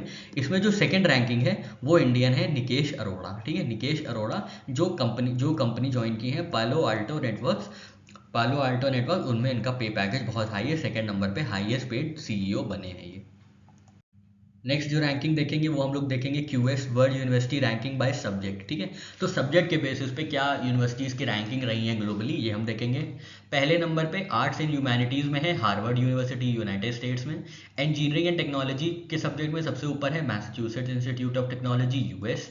और लाइफ साइंसेज एंड मेडिसिन में भी हार्वर्ड यूनिवर्सिटी। ठीक है, तो इन तीन सब्जेक्ट में सबसे ऊपर है Harvard university. Arts and humanities के सब्जेक्ट में इंजीनियरिंग एंड टेक्नोलॉजी में लीड कर रही है मैसाचुसेट्स इंस्टीट्यूट ऑफ टेक्नोलॉजी और लाइफ साइंसेज और मेडिसिन में हार्वर्ड यूनिवर्सिटी। ठीक है, अब इंडियन कॉन्टेक्स्ट की बात कर लेते हैं। तो इंडियन कॉन्टेक्स्ट में जो डेवलपमेंट स्टडीज़ है जेएनयू का, इंडियन कॉन्टेक्स्ट में डेवलपमेंट स्टडीज़ जो जेएनयू का है उसकी रैंक 1 है। ठीक है, उसकी रैंक 1 है, इंडिया में रैंक 1 है, ग्लोबली रैंक इसकी 20 है। ठीक है, तो जैसे अगर लिस्ट किया जाए पहले नंबर पर आर्ट्स एंड ह्यूमैनिटीज़, फिर engineering and technology, life sciences and medicine, उसी तरीके से जब डेवलपमेंट स्टडीज़ का नाम आएगा तो उसमें जो है 20th रैंक पे जेएनयू है। ठीक है, फर्स्ट रैंक पे कोई और होगी, 20th रैंक पे जेएनयू है, पर इंडियन रैंक वो फर्स्ट हो गई। ठीक है, बिजनेस एंड मैनेजमेंट स्टडीज़ में आईआईएम अहमदाबाद जो है, Indian Institute of Management Ahmedabad, उसकी ग्लोबल रैंक है 22nd।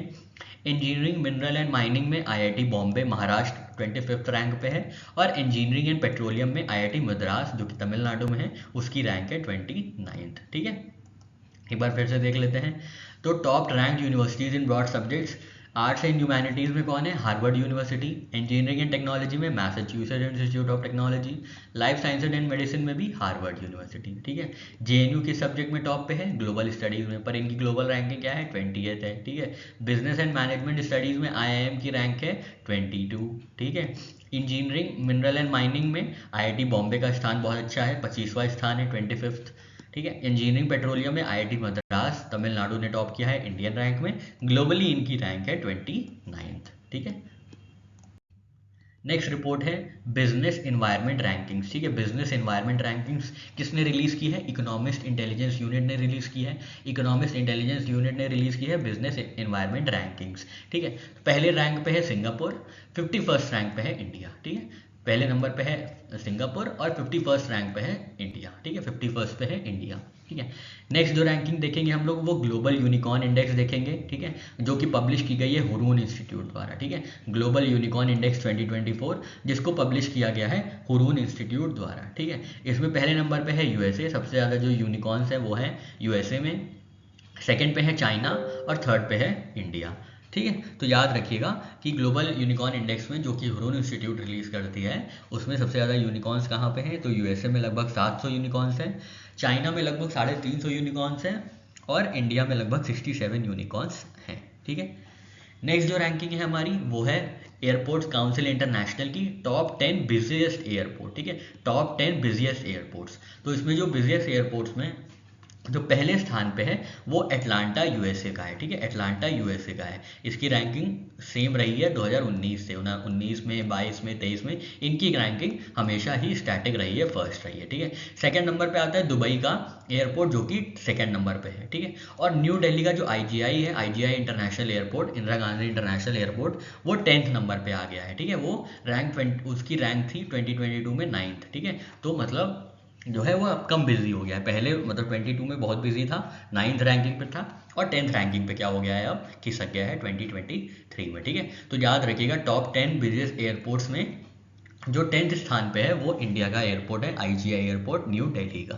ठीक है, नेक्स्ट रैंकिंग है वर्ल्ड की बेस्ट एयरपोर्ट की। ठीक है, अभी यहाँ पे हम लोग ने देखा बिजिएस्ट एयरपोर्ट, यहाँ पे हम लोग देखेंगे बेस्ट एयरपोर्ट। ठीक है, तो बेस्ट एयरपोर्ट को रिलीज कौन करता है? Sky tracks world airport award. ठीक है, तो स्काई ट्रैक्स एक इंस्टीट्यूशन है, वो रिलीज करता है। और बिजिएस्ट एयरपोर्ट को एयरपोर्ट काउंसिल इंटरनेशनल। ठीक है, दोनों में डिफरेंस याद रखिएगा। ठीक है, इसमें जो बेस्ट एयरपोर्ट में जो अवार्ड मिला है, पहली रैंकिंग जिसको मिली है वो है हमाद इंटरनेशनल एयरपोर्ट दोहा। ठीक है, Hamad international airport Doha Qatar. ठीक है, सेकेंड रैंकिंग है सिंगापुर चांगी एयरपोर्ट। ठीक है, इनका देखिए ये पहले स्थान पे थे, रैंक 2023 में इनकी रैंक फर्स्ट थी, इनकी सेकेंड थी, जो कि 2024 में पलट के कुछ और हो गई है। सिंगापुर सेकेंड पे आ गया है, हमाद फर्स्ट पे चला गया है। इंडिया में बात कर ले तो इंडिया का केम्पे गौड़ा इंटरनेशनल एयरपोर्ट है, जो कि बेंगलुरु कर्नाटका में है, उसकी रैंक 2024 में 69 है। ठीक है, 69 है, सॉरी ये यहाँ पे गलत हो गया, 69 इसकी यहाँ थी, इस बार 59 थे। ठीक है, इस बार इसकी रैंक 59 है, थोड़ा सा आप यहाँ पे अमेंडमेंट कर लीजिएगा। ठीक है, ये आप इसको यहाँ पे इसको ये 59 कर लीजिए। ठीक है, और यहाँ पे ये 69 कर लीजिए। ठीक है, ये 69। ठीक है, यहाँ पे 69। ठीक है, 69। ठीक है, तो वर्ल्ड बेस्ट एयरपोर्ट में जो 59th रैंक है वो इंडियन एयरपोर्ट की रैंक है। कौन से एयरपोर्ट की? केम्पे गौड़ा इंटरनेशनल एयरपोर्ट, जो कि बेंगलुरु में है। ठीक है, एक बार फिर से सारे रैंकिंग्स रिवाइज कर लेते हैं। तो बिजनेस एनवायरनमेंट रिपोर्ट में इंडिया की रैंकिंग 51st, पहले पे कौन है? सिंगापुर है। बिजनेस एनवायरनमेंट रिपोर्ट को रिलीज करता है economics intelligence unit, EIU। Next है ग्लोबल यूनिकॉर्न इंडेक्स में इंडिया की रैंकिंग है फर्स्ट, सेकंड पे है चाइना और फर्स्ट पे है यूएसए। ठीक है, इंडिया है थर्ड नंबर पे। ठीक है, इंडिया थर्ड नंबर पे है ग्लोबल यूनिकॉर्न इंडेक्स में। नेक्स्ट है एयरपोर्ट काउंसिल इंटरनेशनल की जो रिपोर्ट है, टॉप 10 बिजिएस्ट एयरपोर्ट, उसमें पहले नंबर पे है अटलांटा यूएसए, सेकंड पे है दुबई का एयरपोर्ट, और 10th पे है इंडिया का आईजीआई। ठीक है, 10th नंबर पे है न्यू दिल्ली इंडिया का Indira Gandhi international airport. Sixth और वर्ल्ड बेस्ट एयरपोर्ट की रैंकिंग जो इसकी स्काई ट्रैक द्वारा निकाली गई है, उसमें जो पहली रैंक पे है हमाद इंटरनेशनल एयरपोर्ट है, जो कि सबसे बेहतरीन है। सेकंड पे है सिंगापुर का चांगी एयरपोर्ट, और 59th पे है केम्पे गौड़ा इंटरनेशनल एयरपोर्ट, जो कि इंडिया का बेंगलुरु में है। नेक्स्ट रैंकिंग है हमारी 50 largest banks in Asia Pacific region by assets, जिसको निकाला है S&P ग्लोबल मार्केट इंटेलिजेंस ने। तो इसमें सबसे एशिया पैसिफिक रीजन में 50 सबसे बड़े बैंकों का जिक्र है। ठीक है, सबसे पहले पे है industrial and commercial bank of China, जो कि चाइना में ही है। फिर agriculture bank of China second number पे है, और थर्ड नंबर पे भी चाइना का ही है। तो तीनों बैंक जो सबसे बड़े हैं एशिया पैसिफिक रीजन में, उनमें चाइना टॉप पे है। टॉप 3 में चाइना के ही बैंक है। पहले इंडस्ट्रियल कॉमर्शियल बैंक चाइना का, सेकंड पे है एग्रीकल्चर बैंक ऑफ चाइना, और थर्ड है चाइना कंस्ट्रक्शन बैंक कॉर्पोरेशन। ठीक है, इंडिया में बात कर लेते हैं तो इंडिया का जो SBI है वो 20th नंबर पे है, HDFC 33rd नंबर पे है, और ICICI 48th नंबर पे है। ठीक है, तो top 50 Asia Pacific top 50 largest banks in Asia Pacific region by assets, जो कि रिलीज किया है S&P ग्लोबल मार्केट इंटेलिजेंस में। उसमें SBI जो है, SBI की जो रैंक है वो 20th है, SBI की रैंक है 20th। ठीक है, SBI की रैंक है 20th, 33rd रैंक है HDFC की, और 48th रैंक है ICICI की। बाकी जो फर्स्ट रैंक्स हैं वो सब चाइना की हैं, फर्स्ट सेकंड थर्ड चाइना की हैं। नेक्स्ट रिपोर्ट जो हमारी है वो है United states chamber of commerce की इंटरनेशनल इंटेलेक्चुअल प्रॉपर्टी इंडेक्स। ठीक है, इंटरनेशनल IP इंडेक्स निकाला गया है United states chamber of commerce द्वारा, जिसमें इंडिया की रैंक क्या है? 42nd रैंक है इंडिया की। पहली नंबर पे कौन है? पहले पे USA है, सेकंड पे UK है। ठीक है, 42nd रैंक पे इंडिया है। ठीक है, नेक्स्ट जो हमारी रिपोर्ट है वो है women business and law, women business and law, जो कि वर्ल्ड बैंक ग्रुप की रिपोर्ट है, और इसका 10th एडिशन अभी रिलीज किया गया है। ठीक है, इसमें इंडिया की रैंक है 113, बेहद निराशाजनक। ठीक है, विमेन बिजनेस एंड लॉ जो रिपोर्ट रिलीज की गई है वर्ल्ड बैंक ग्रुप की, उसमें 10th एडिशन निकाला गया है, जिसमें इंडिया की रैंक 113 है। ठीक है, नेक्स्ट जो हमारी रिपोर्ट है वो है टॉप 5 इंपोर्टर्स की and their main suppliers from 2019 to 2023। ठीक है, तो ये रिपोर्ट क्या करेगी? ये रिपोर्ट पहले तो देख लेते हैं किस इंस्टीट्यूशन की है। तो ये Stockholm international peace research institute की ये रिपोर्ट है, जिसमें उन देशों के बारे में बात कर रहा है जिन्होंने सबसे ज़्यादा गोला बारूद असलहा आयात किए हैं और उनके मेन सप्लायर कौन रहे हैं उन गोला बारूद के, ये बताएगी ये रिपोर्ट। तो top 5 importers and their main suppliers, इनकी टाइम रेंज क्या है 2019 से 2023, ठीक है। तो सबसे पहले इंडिया है टॉप पे जिन्होंने सबसे ज़्यादा आयात किया है गोला बारूद असलहा, ठीक है। इन्होंने ग्लोबल शेयर जो है इंडिया का वो 9.8% इम्पोर्ट शेयर है, ठीक है। तो इंडिया ने 9.8% जो है गोला बारूद या असलहा को आयात किया है, ठीक है। ग्लोबल शेयर जो है इंडिया का वो 9.8% है। इसमें सबसे ज़्यादा जो सबसे बड़े सप्लायर बने हैं वो है रशिया 36%, फ्रांस 33% और यूएसए 13%, ठीक है। तो रशिया सबसे ज़्यादा सप्लाई करता है हमें आर्म्स 36%, फ्रांस 33% के साथ सेकेंड नंबर पे है और यूएसए जो है वो 13% पे है, ठीक है। बाकी आप ये देख लीजिएगा, ये रैंकिंग आपको ये देखने की ज़रूरत नहीं है, ठीक है। सेकेंड नंबर पे जो सबसे बड़ा इंपोर्टर है आर्म्स का वो है सऊदी अरेबिया, थर्ड नंबर पे है कतार, फोर्थ पे है यूक्रेन और फिफ्थ पे है पाकिस्तान। यहाँ पे इनको खाने के पैसे नहीं है लेकिन आर्म्स ज़रूर इंपोर्ट करेंगे, ठीक है। और इनका सबसे बड़ा सप्लायर देखिए चाइना है, वाह वाह वाह, ठीक है। ये तो भाई गंजे को कंघी बेच रहे हैं, वाह, ठीक है, ठीक है। खैर ये जोक सपाट। तो आप ये याद रखिएगा सीप्री की रिपोर्ट में top 5 importers and their main suppliers 2019 से 23 के बीच में इंडिया टॉप पे है। ग्लोबल परसेंटेज इंडिया के आर्म्स इंपोर्ट्स का है 9.8%, जिसमें रशिया जो है टॉप पे है as a supplier 36%, France second पे है 33% और यूएसए 13% सप्लाई करता है इंडिया को आर्म्स एंड एम्यूनिशन, ठीक है। अब एक बार फिर से सारे रिवाइज कर लेते हैं सारी रिपोर्ट जो हम लोग ने इस पेज पे पढ़ी है। तो यूएस चेंबर ऑफ कॉमर्स ने रिलीज़ किया है इंटरनेशनल आईपी इंडेक्स, इंडिया की रैंक है 42nd, फर्स्ट पे है यूएसए। 10th एडिशन रिलीज़ किया गया था विमेन बिजनेस एंड लॉ का, जिन्होंने रिलीज़ किया है वर्ल्ड बैंक ग्रुप ने रिलीज़ किया है ये, ठीक है। इसमें इंडिया की रैंक निराशाजनक 113वीं रैंक है, ठीक है। फिर है टॉप 5 इंपोर्टर्स में, तो इंडिया जो है टॉप 5 इंपोर्टर्स में फर्स्ट रैंक पे है, सेकेंड पे है सऊदी अरेबिया विद 8.4%, फिफ्थ पे है पाकिस्तान, देख लीजिएगा। इंडिया सबसे ज़्यादा इंपोर्ट कहाँ से करता है, इंडिया सबसे पहले रशिया से इंपोर्ट करता है 36%, फिर फ्रांस से इंपोर्ट करता है 33%, रशिया से इंपोर्ट करता है 36%, फ्रांस से इंपोर्ट करता है 33% और यूएसए से इंपोर्ट करता है 13%, ठीक है।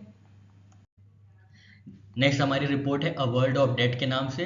तो अ वर्ल्ड ऑफ डेट 2024 किसकी रिलीज है, तो यूनाइटेड नेशंस की रिलीज है, याद रखिएगा यूनाइटेड नेशंस ने रिलीज किया है a world of debt 2024। Next हमारी रिपोर्ट है वर्ल्ड एनर्जी इन्वेस्टमेंट रिपोर्ट 2024। ये किसने रिलीज किया है, ये इंटरनेशनल एनर्जी एजेंसी ने रिलीज किया है, ठीक है। नेक्स्ट रिपोर्ट है ग्लोबल इकोनॉमिक प्रॉस्पेक्ट्स, ठीक है। ग्लोबल इकोनॉमिक प्रॉस्पेक्ट्स किसने रिलीज किया है, वर्ल्ड बैंक ने रिलीज किया है, वर्ल्ड बैंक ने ग्लोबल इकोनॉमिक प्रॉस्पेक्ट्स रिलीज किया है।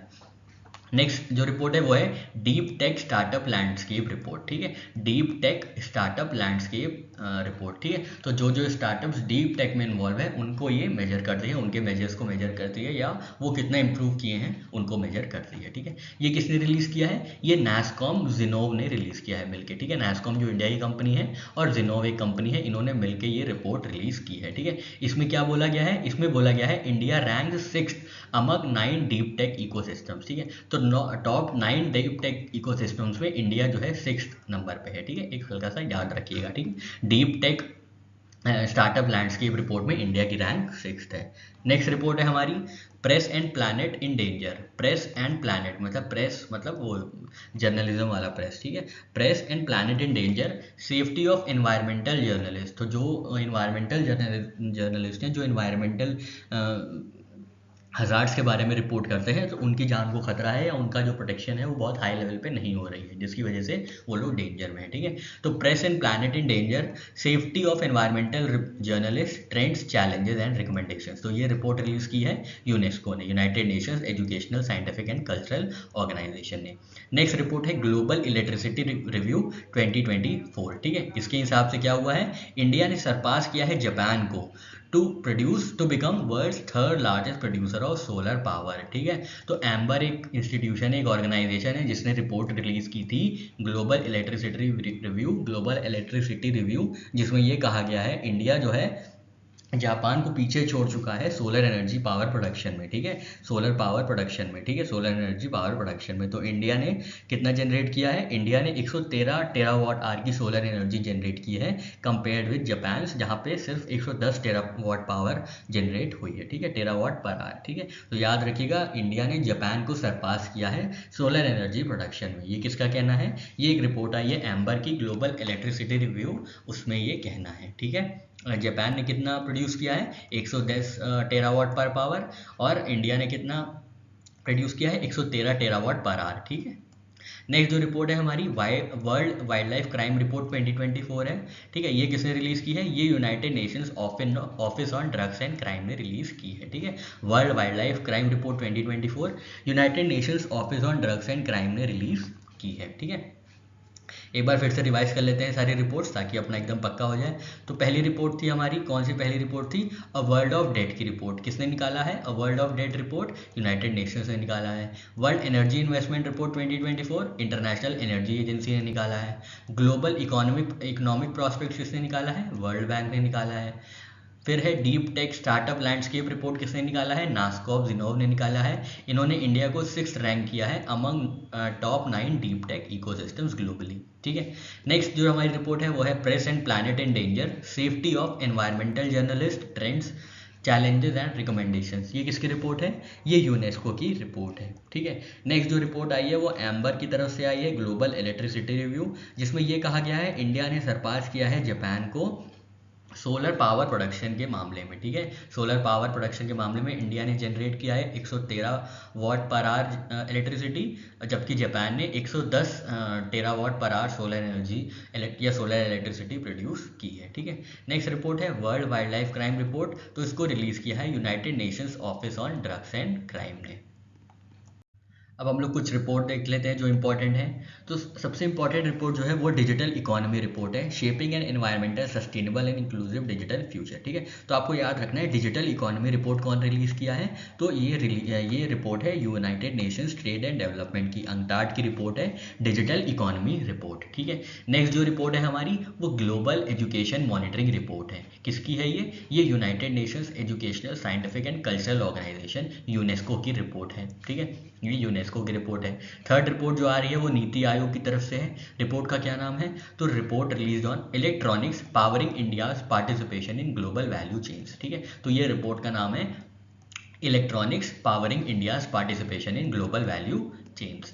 नेक्स्ट हमारी जो रिपोर्ट है वो वर्ल्ड टैरिफ प्रोफाइल्स पे है, ठीक है। नई रिपोर्ट आई है वर्ल्ड टैरिफ प्रोफाइल्स। किसने निकाला है वर्ल्ड टैरिफ प्रोफाइल्स? तो वर्ल्ड ट्रेड ऑर्गेनाइजेशन ने इंटरनेशनल ट्रेड सेंटर और यूएनसीटीएडी के साथ, United Nations conference on trade and development के साथ ये निकाली है, ठीक है। जिसमें इंडिया को ये बोला गया है कि India is the second largest user of non tariff measures, ठीक है। तो नॉन टेरिफ मेजर्स के मामले में इंडिया लार्जेस्ट यूजर है। पहले नंबर पे है यूएस, ठीक है। तो आपको याद रखना है टेरिफ प्रोफाइल्स में जो यूएसए है वो टॉप पे है और सेकंड नंबर पे है नॉन टेरिफ मेजर्स में इंडिया, ठीक है। इस रिपोर्ट को किसने निकाला है? तो डब्ल्यूटीओ ने निकाला है in collaboration with international trade centre and United Nations conference on trade and development, ठीक है। नेक्स्ट रिपोर्ट है इसरो की। इन्होंने क्या रिलीज किया है? इन्होंने India space situational assessment report release की है, ठीक है। तो बहुत आसान है, ये तो आप पता लगा लेंगे, Indian space situational assessment report, ठीक है। एक बार फिर से सारे रिपोर्ट रिवाइज कर लेते हैं। अंकटाड ने कौन सी रिपोर्ट रिलीज की है? Digital economy report.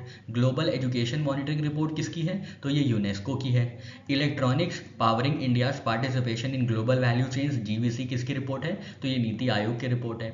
World tariff profiles किसकी रिपोर्ट है? ये डब्ल्यूटीओ की रिपोर्ट है with the help of international trade centre and United Nations conference on trade and development, ठीक है। इसमें कहा गया है कि इंडिया जो है वो सेकंड लार्जेस्ट यूजर है नॉन टैरिफ मेजर्स का, ठीक है। और यूएसए जो है वो पहले लार्जेस्ट यूजर है नॉन टेरिफ मेजर्स का इन 2023।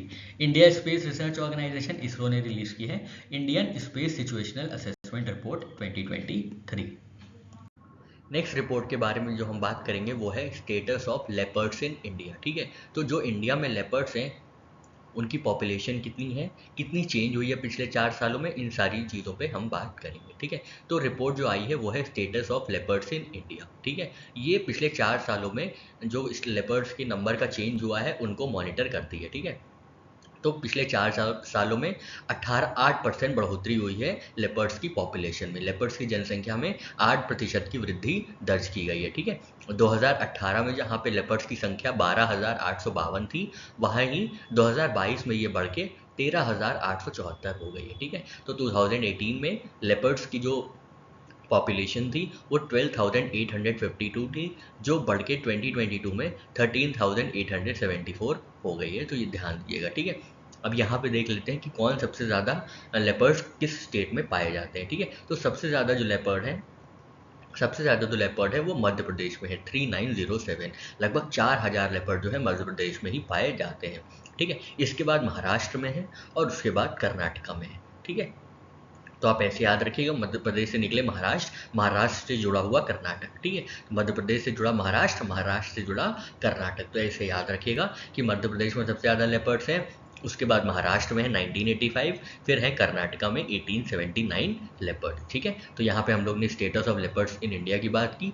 8% की वृद्धि दर्ज की गई है। पिछली बार 2018 में जब सेंसस हुआ था लेपर्ड्स का, तो 12,852 लेपर्ड्स निकले थे, उनकी पॉपुलेशन 12,852 थी, जो बढ़ के अब 13,874 हो गई है 2022 में। ठीक है, और यहाँ पे आपको देख लेना है कि कौन से स्टेट्स में कितने लेपर्ड्स हैं। ठीक है, और अगर आप उत्तराखंड पीसीएस दे रहे हैं, या आप राजस्थान पीसीएस दे रहे हैं, या छत्तीसगढ़ पीसीएस दे रहे हैं, या केएएस दे रहे हैं, कर्नाटका एडमिनिस्ट्रेटिव सर्विसेज का, तो आपको अपने नंबर्स, अपने स्टेट के रिस्पेक्टिव नंबर्स याद रखने हैं। ठीक है, और एक एब्सोल्यूट नंबर भी याद रखना है। टोटल जो इंडिया में लेपर्ड्स की जनसंख्या है, लेपर्ड्स की पॉपुलेशन है, वो है 13,874।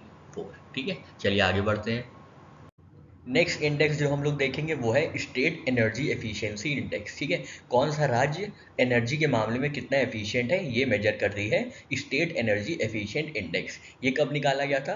तो ये 22nd फाउंडेशन डे पे निकाला गया था। किसके 22nd फाउंडेशन डे पे? तो ब्यूरो ऑफ एनर्जी एफिशिएंसी, जो कि ऑपरेट करती है मिनिस्ट्री ऑफ पावर के अंदर, उनके 22nd फाउंडेशन डे पे state energy efficiency index release किया गया था। State energy efficiency index release किया गया था 22nd फाउंडेशन डे सेलिब्रेशन में। किसके? ब्यूरो ऑफ एनर्जी एफिशिएंसी, जो कि ऑपरेट होती है मिनिस्ट्री ऑफ पावर के अंदर। ठीक है, तो याद रखिएगा state energy efficiency index launch किया गया है। ठीक है, तो state energy efficiency index develop किया है ब्यूरो ऑफ एनर्जी एफिशिएंसी ने। ठीक है, जो अपना 22nd फाउंडेशन डे सेलिब्रेट कर रही है। अब इसमें कुछ हम लोग पहले कैटेगराइजेशन देख लेते हैं। तो फ्रंट रनर वो हैं जिनके 60 से ज़्यादा स्कोर आया है। ठीक है, अबव 60 स्कोर गेन करने वाले या अचीव करने वाले स्टेट्स को ग्रुप 1 में रखा गया है, जो कि फ्रंट रनर होंगे। अचीवर कौन होंगे इसमें? अचीवर होंगे जो 50 से 59.75 का स्कोर प्राप्त करेंगे।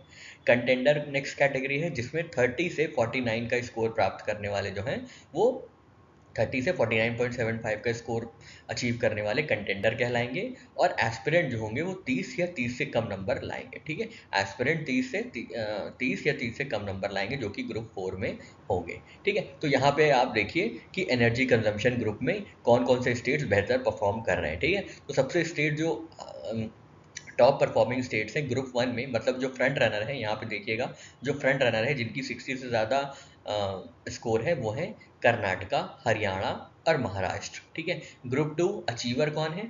आंध्र प्रदेश, केरला, तेलंगाना। इनका स्कोर कितना रहा होगा? इनका स्कोर रहा होगा 50 से 59.75 के बीच में। नेक्स्ट जो हमारे कैटेगराइजेशन है वो है कंटेंडर्स की। कंटेंडर्स में कौन कौन है? असम है, गोवा है और हिमाचल प्रदेश है। ठीक है, ग्रुप 3 में असम है, गोवा है, हिमाचल प्रदेश है, जो कि कंटेंडर है। ठीक है, जो कि कंटेंडर है ग्रुप 3 में। ठीक है, ग्रुप 4 में लास्ट में एस्पिरेंट कौन कौन है? तो चंडीगढ़ है, मेघालय है, अंडमान निकोबार आइलैंड्स है। ठीक है, ग्रुप 4 में ये है। ठीक है, एक बार फिर से जल्दी रिवाइज कर लेते हैं पूरी चीज़ें। 22nd फाउंडेशन डे पे क्या हुआ है? 22nd फाउंडेशन डे किसका सेलिब्रेट हो रहा है? ब्यूरो ऑफ एनर्जी एफिशिएंसी का, ऑपरेट करता है मिनिस्ट्री ऑफ पावर के अंदर। इन्होंने क्या रिलीज़ किया है? इन्होंने रिलीज़ किया है state energy efficiency index 5th edition. State energy efficiency index 5th edition. इनके क्या कैटेगराइजेशन है? फ्रंट रनर कौन होगा? जो 60 से ऊपर जिसका स्कोर होगा। अचीवर कौन होगा? जिसका 50 से 59.75 का स्कोर होगा। कंटेंडर कौन होगा? जिसका 30 से 49.75 के बीच में स्कोर होगा। एस्पिरेंट कौन होगा? जो 30 लाएगा, 30 से कम लाएगा। ठीक है, ग्रुप 1 कौन है? ग्रुप 1 में फ्रंट रनर्स हैं। फ्रंट रनर्स में कौन कौन है? फ्रंट रनर्स में है कर्नाटका, हरियाणा और महाराष्ट्र। ग्रुप 2 में कौन है? ग्रुप 2 में अचीवर्स हैं। अचीवर्स में कौन कौन है? आंध्र प्रदेश, केरला और तेलंगाना। ग्रुप 3 मतलब कंटेंडर्स में कौन कौन है? तो असम, गोवा और हिमाचल प्रदेश। और ग्रुप 4 में कौन है जो एस्पिरेंट होंगे? वो है चंडीगढ़, मेघालय, अंडमान निकोबार आइलैंड्स। ठीक है, तो यहाँ पे हम लोग ने टॉप 3 परफॉर्मिंग स्टेट्स देख लिए हर कैटेगरी के। बढ़ते हैं आगे। नेक्स्ट हम लोग कुछ रिपोर्ट्स डिस्कस कर लेते हैं। तो पहली रिपोर्ट है water for shared prosperity. Water for shared prosperity किसने रिलीज किया है? तो world bank and government of Indonesia ने रिलीज किया है। वर्ल्ड बैंक और गवर्नमेंट ऑफ इंडिया इंडोनेशिया की रिपोर्ट है वाटर फॉर शेयर्ड प्रोस्पेरिटी। ठीक है, नेक्स्ट रिपोर्ट है global carbon emission pricing report. Global carbon emission pricing report किसकी है? ये भी वर्ल्ड बैंक की रिपोर्ट है, ग्लोबल कार्बन एमिशन प्राइसिंग। ठीक है, तो जो कार्बन एमिट हो रहे हैं उनको प्राइस करने के लिए, जो भी कार्बन एमिशन एमिट हो रहे हैं फैक्ट्री से, व्हीकल से, उनको उनके ऊपर प्राइस लगाने के लिए ये रिपोर्ट आई है जिसका नाम है global carbon pricing emission pricing report, जिसको निकाला है वर्ल्ड बैंक ने। ठीक है, नेक्स्ट जो रिपोर्ट है हमारी वो है स्टेट ऑफ क्लाइमेट 2023। इसका एक ऑब्जर्वेशन है कि Asia was the world disaster capital in 2023। तो एशिया क्या है? एशिया डिजास्टर कैपिटल है 2023 का। किसके हिसाब से? स्टेट ऑफ क्लाइमेट 2023 के हिसाब से। इसको किसने रिलीज किया है? कौन सी ऑर्गेनाइजेशन ने? तो वर्ल्ड मेट्रोलॉजिकल ऑर्गेनाइजेशन ने इसको रिलीज किया है। ठीक है, वर्ल्ड मेट्रोलॉजिकल ऑर्गेनाइजेशन ने इसको रिलीज किया है स्टेट ऑफ क्लाइमेट रिपोर्ट, जिसके अनुसार एशिया जो है वो वर्ल्ड का डिजास्टर कैपिटल रहा है 2023 में। ठीक है, नेक्स्ट जो रिपोर्ट है वो है global e waste monitor report 2024। ठीक है, global e waste monitor report कौन रिलीज करता है? तो यूनाइटेड नेशंस रिलीज करती है, याद रखिएगा यूनाइटेड नेशंस। नेक्स्ट हमारी जो रैंकिंग है वो है MSCI इमर्जिंग मार्केट्स इंडेक्स। ठीक है, नेक्स्ट इंडेक्स है MSCI इमर्जिंग मार्केट्स। ठीक है, MSCI इमर्जिंग मार्केट्स में क्या बताया गया है कि इंडिया जो है, इंडिया ने सिक्योर किया है सेकेंड रैंक। ठीक है, इन इमर्जिंग मार्केट इंडेक्स। ठीक है, इमर्जिंग मार्केट इंडेक्स में इंडिया की जो रैंक है सेकेंड रैंक है। और इन्होंने किसको सरपास किया है इंडिया ने? तो इंडिया ने सरपास किया है ताइवान को। ताइवान को पिछाड़ के इंडिया जो है सेकेंड रैंक दूसरे पायदान पे आ गई है इमर्जिंग मार्केट इंडेक्स में। पहला स्थान किसके पास है? पहला स्थान है चाइना के पास, याद रखिएगा, पहला स्थान है चाइना के पास। ठीक है, नेक्स्ट है ग्रो इनिशिएटिव। ग्रो इनिशिएटिव क्या है? Greening and restoration of waste land with agro forestry initiative. Greening and restoration of waste land with agro forestry initiative, ये किसकी इनिशिएटिव है? तो ये नीति आयोग की इनिशिएटिव है। ठीक है, याद रखिएगा, नीति आयोग ने लॉन्च किया है greening and restoration of waste land with agro forestry initiative, which includes GRWO मतलब ग्रो, सॉरी ये ग्रो होगा, ग्रो पोर्टल, जिसमें ग्रो पोर्टल होगा। ठीक है, इसमें ग्रो पोर्टल होगा। ठीक है, तो याद रखिएगा, नीति आयोग ने रिलीज किया है ग्रो पोर्टल और ग्रो इनिशिएटिव, जिसका मतलब है greening and restoration of waste land with agro forestry initiative. ठीक है, एक बार फिर से सारी रिपोर्ट्स देख लेते हैं। तो पहली रिपोर्ट हमने देखी है वाटर फॉर शेयर प्रोस्पेरिटी, किसने निकाला है? वर्ल्ड बैंक ने गवर्नमेंट ऑफ इंडोनेशिया के साथ मिलके। नेक्स्ट हमारी रिपोर्ट है वर्ल्ड बैंक रिपोर्ट है किसकी? नेक्स्ट हमारी रिपोर्ट है जो है वो है global carbon emission pricing report, किसने रिलीज किया है? वर्ल्ड बैंक ने रिलीज किया है। नेक्स्ट हमारी रिपोर्ट है स्टेट ऑफ क्लाइमेट रिपोर्ट 2023, ये किसने रिलीज किया है? तो ये रिलीज किया है वर्ल्ड मेट्रोलॉजिकल ऑर्गेनाइजेशन ने। और इनके मुताबिक, जो स्टेट ऑफ क्लाइमेट के मुताबिक, एशिया जो है वो वर्ल्ड की डिजास्टर कैपिटल है 2023 में। एशिया जो है डिजास्टर कैपिटल बनी है 2023 में। नेक्स्ट हमारी रिपोर्ट है global e waste monitor report, ये किसने रिलीज किया है? तो ये यूनाइटेड नेशंस ने रिलीज किया है। नेक्स्ट हमारा जो इंडेक्स है वो है emerging market index. Emerging market index में किसने टॉप किया है? तो फर्स्ट नंबर पे है चाइना, सेकंड पे है इंडिया। ठीक है, इंडिया ने किसको पछाड़ के सेकंड रैंक स्कोर किया है, सेकंड रैंक अचीव की है? तो इंडिया ने ताइवान को पीछे छोड़ के सेकंड रैंक हासिल की है। नेक्स्ट हमारा जो इनिशिएटिव है वो है ग्रो। ग्रो से क्या मतलब होता है? तो ग्रो का मतलब होता है greening and restoration of waste land with agro forestry. ठीक है, greening and restoration of waste land with agro forestry initiative. ठीक है, ये नीति आयोग की इनिशिएटिव है। ठीक है, याद रखिएगा, नीति आयोग की इनिशिएटिव है, जिसके अंतर्गत क्या हुआ है, ये इनिशिएटिव भी लॉन्च किया गया है और क्या हुआ है, और एक पोर्टल भी लॉन्च किया गया है नीति आयोग के हेडक्वार्टर्स में। ठीक है, ये ग्रो के नाम से। नेक्स्ट हमारी रिपोर्ट है वो है interoperable criminal justice system की रिपोर्ट। ठीक है, तो interoperable criminal justice system, ये इनिशिएटिव है सुप्रीम कोर्ट और मिनिस्ट्री ऑफ होम अफेयर्स का, लॉन्च किया गया था 2013 में। इसका क्या काम है? It was created to enable seamless transfer of data and information among different pillars of criminal justice system like courts, police, jails and forensic science laboratories through a single window system. तो interoperable criminal justice system क्या करता है, इन्होंने ऐसा dashboard create किया है जहाँ पे सारी इन्फॉर्मेशन कोलेट हो जाती है, एक जगह इकट्ठा हो जाती है, ठीक है। किसी केस के बारे में होगा तो सुप्रीम कोर्ट का कोई जजमेंट होगा तो बताया जाएगा, कोई पुलिस की इन्फॉर्मेशन है, इन्वेस्टिगेशन है, उसके बारे में बताया जाएगा, कोई फॉरेंसिक साइंसेज की फॉरेंसिक इन्वेस्टिगेशन की कोई बहुत इंपॉर्टेंट ऑब्जर्वेशन है, उनके उसको एक ही जगह इकट्ठा कर दिया जाएगा, ठीक है। तो इससे क्या होगा, जो हमारा जस्टिस सिस्टम है वो इंटर ऑपरेबल रहेगा, ठीक है। उसको कोई भी रिपोर्ट लेनी है, कोई भी ऑब्जर्वेशन लेना है, कोई भी डेटा लेना है, फैक्ट लेना है, फिगर लेना है, वो एक ही जगह पे एक ही डैशबोर्ड पे मिल जाएगा। तो ये inter operable criminal justice system है, जिसमें यूपी की लगातार तीसरी बार फर्स्ट रैंक आई है। याद रखेगा यूपी पीसीएस वाले कि जो हमारी रैंक, जो यूपी की रैंक रही है वो उत्तर प्रदेश की रही है, जो फर्स्ट रैंक रही है सॉरी, वो उत्तर प्रदेश की रही है। किसमें, inter operable criminal justice system में। सेकंड रैंक मध्य प्रदेश की है, थर्ड रैंक बिहार की है, ठीक है। तो बीपीएससी वाले, एमपी पीसीएस वाले, यूपी पीसीएस वाले ये रिपोर्ट ध्यान में रखें, क्योंकि बहुत कम होता है कि यूपी, एमपी और बिहार टॉप पे रहें, ठीक है। तो याद रखिए ये रिपोर्ट बहुत ज़रूरी है। तीसरी बार कंजिक्यूटिव जो है फर्स्ट रैंक पे उत्तर प्रदेश रही है, पहले पायदान पे उत्तर प्रदेश राज्य है, ठीक है। किसमें, inter operable criminal justice system में, ठीक है। Interoperable criminal justice system के बारे में हमने देखा, ये इनिशिएटिव है सुप्रीम कोर्ट का, implemented by ministry of home affairs in 2013, ये 2013 में शुरू हुआ था।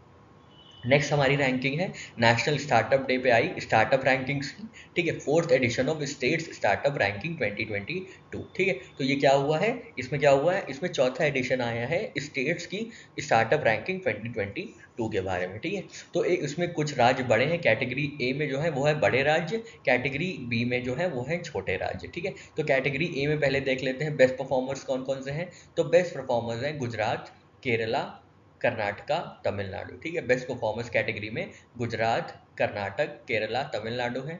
टॉप परफॉर्मर्स में है महाराष्ट्र, उड़ीसा, पंजाब, राजस्थान, तेलंगाना। लीडर्स की कैटेगरी में कौन कौन है, लीडर्स की कैटेगरी में है आंध्र प्रदेश, असम, मध्य प्रदेश, उत्तर प्रदेश और उत्तराखंड। और एस्पायरिंग लीडर्स की कैटेगरी में है बिहार और हरियाणा, ठीक है। ये याद रखिएगा, बहुत इंपॉर्टेंट है, बहुत ज़्यादा इंपॉर्टेंट है, क्योंकि स्टेट की रैंकिंग है on the basis of startup provisions they are providing, the startup services they are providing, ठीक है। इसके बाद छोटे स्टेट्स के बारे में देख लेते हैं। तो छोटे स्टेट्स में बेस्ट परफॉर्मर पे कौन है, बेस्ट परफॉर्मर कैटेगरी बी में कौन है, तो हिमाचल प्रदेश सबसे बढ़िया काम कर रहा है छोटे राज्यों में, ठीक है। छोटे राज्यों में सबसे बढ़िया काम हिमाचल प्रदेश कर रहा है। टॉप परफॉर्मर कौन रहा है, अरुणाचल प्रदेश और मेघालय। लीडर्स कौन कौन है, लीडर्स कैटेगरी बी में है गोवा, मणिपुर और त्रिपुरा। और एस्पायरिंग लीडर्स कौन कौन से हैं कैटेगरी बी में, तो अंडमान और निकोबार आइलैंड्स है, नागालैंड है, ठीक है। एक बार फिर से सारी रिपोर्ट्स देख लेते हैं जो इस स्लाइड में डिस्कस की गई हैं। तो यूपी क्या बनी है, तीसरी बार पहले पायदान पे रही है, किसके, interoperable criminal justice system के। Interoperable criminal justice system Supreme Court की इनिशिएटिव थी, जिसको इम्प्लीमेंट करता है मिनिस्ट्री ऑफ होम अफेयर्स 2013 से, ठीक है। रैंक में देख लेते हैं, तो पहले रैंक पे उत्तर प्रदेश, सेकंड पे मध्य प्रदेश, थर्ड पे बिहार, ठीक है। एट्थ, अब हम लोग नेक्स्ट रैंकिंग में हम लोग देखे थे स्टार्टअप रैंकिंग 2022, जिसमें दो कैटेगरीज में बांटा गया है। कैटेगरी ए में बड़े राज्य हैं, कैटेगरी में नॉर्थ ईस्ट राज्य हैं और छोटे राज्य हैं और कोस्टल स्टेट्स भी हैं, ठीक है। छोटे राज्य हैं और नॉर्थ ईस्ट हैं कैटेगरी बी में। बेस्ट परफॉर्मर कैटेगरी ए में कौन कौन है, तो गुजरात है, कर्नाटका है, केरला है और तमिलनाडु है।